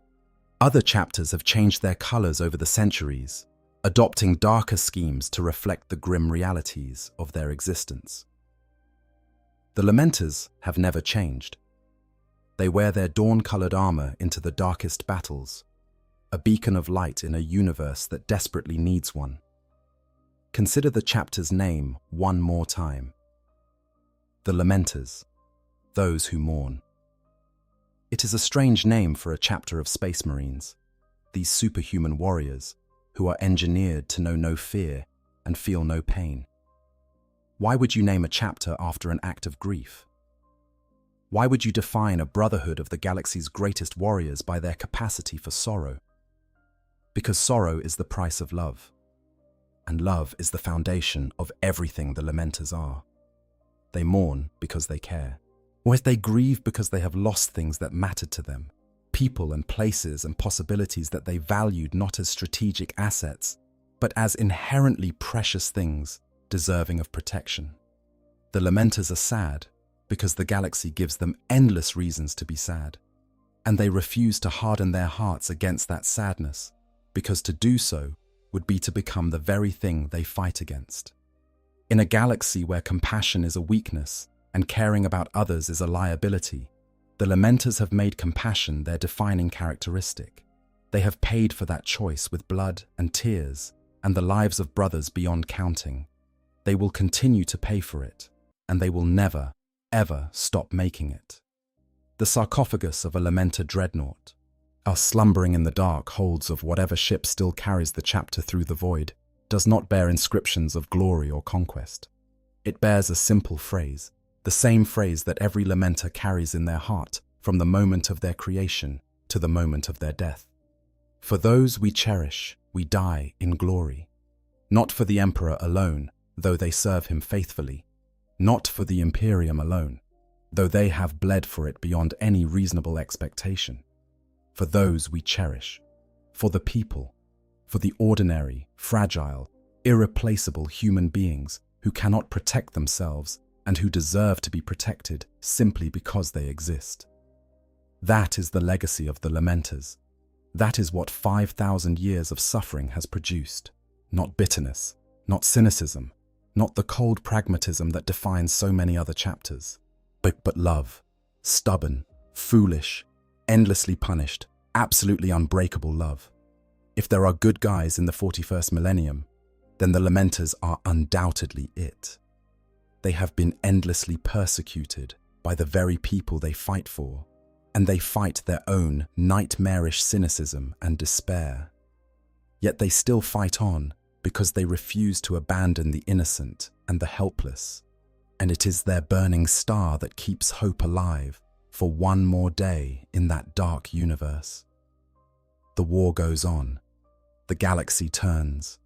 The hive fleets advance. The chaos gods laugh. The orcs multiply. And the slow decay of everything humanity has built continues its inexorable march. But somewhere out there, in the void between the stars, a fleet of battered ships flies the banner of tears, and the warriors aboard those ships continue to do what they have always done. They fight for those who cannot fight for themselves. They die so that others might live. They carry the weight of a curse that was never deserved and a grief that will never end. And they do it without complaint, without expectation of reward, without any hope that the universe will ever treat them fairly. They are the Lamenters. They are the most cursed chapter in the history of the Adeptus Astartes, and they are, without question, its greatest heroes. That is their story. It is not a happy story. It was never going to be a happy story. But it is a true story, as true as anything can be in the grim darkness of the far future. And it is a story worth telling, because the Lamenters are worth remembering. For those we cherish, we die in glory. If you enjoyed this deep dive into the lore of the Lamenters, please consider hitting that like button and subscribing to the channel. Your support helps us continue to bring you these stories from the grim darkness of the far future. And there are so many more stories to tell. Drop a comment below and let us know what you think about the Lamenters. Are they the most tragic chapter? Is their story one of hope or despair? And which chapter would you like us to cover next? Until then, take care and remember, even in the darkest corner of the galaxy, there are those who refuse to let the light go out. I hope you guys enjoyed the story. Make sure to hit the subscribe, like, share button, whatever you want. Give me some feedback if there's any. And yeah, sleep well.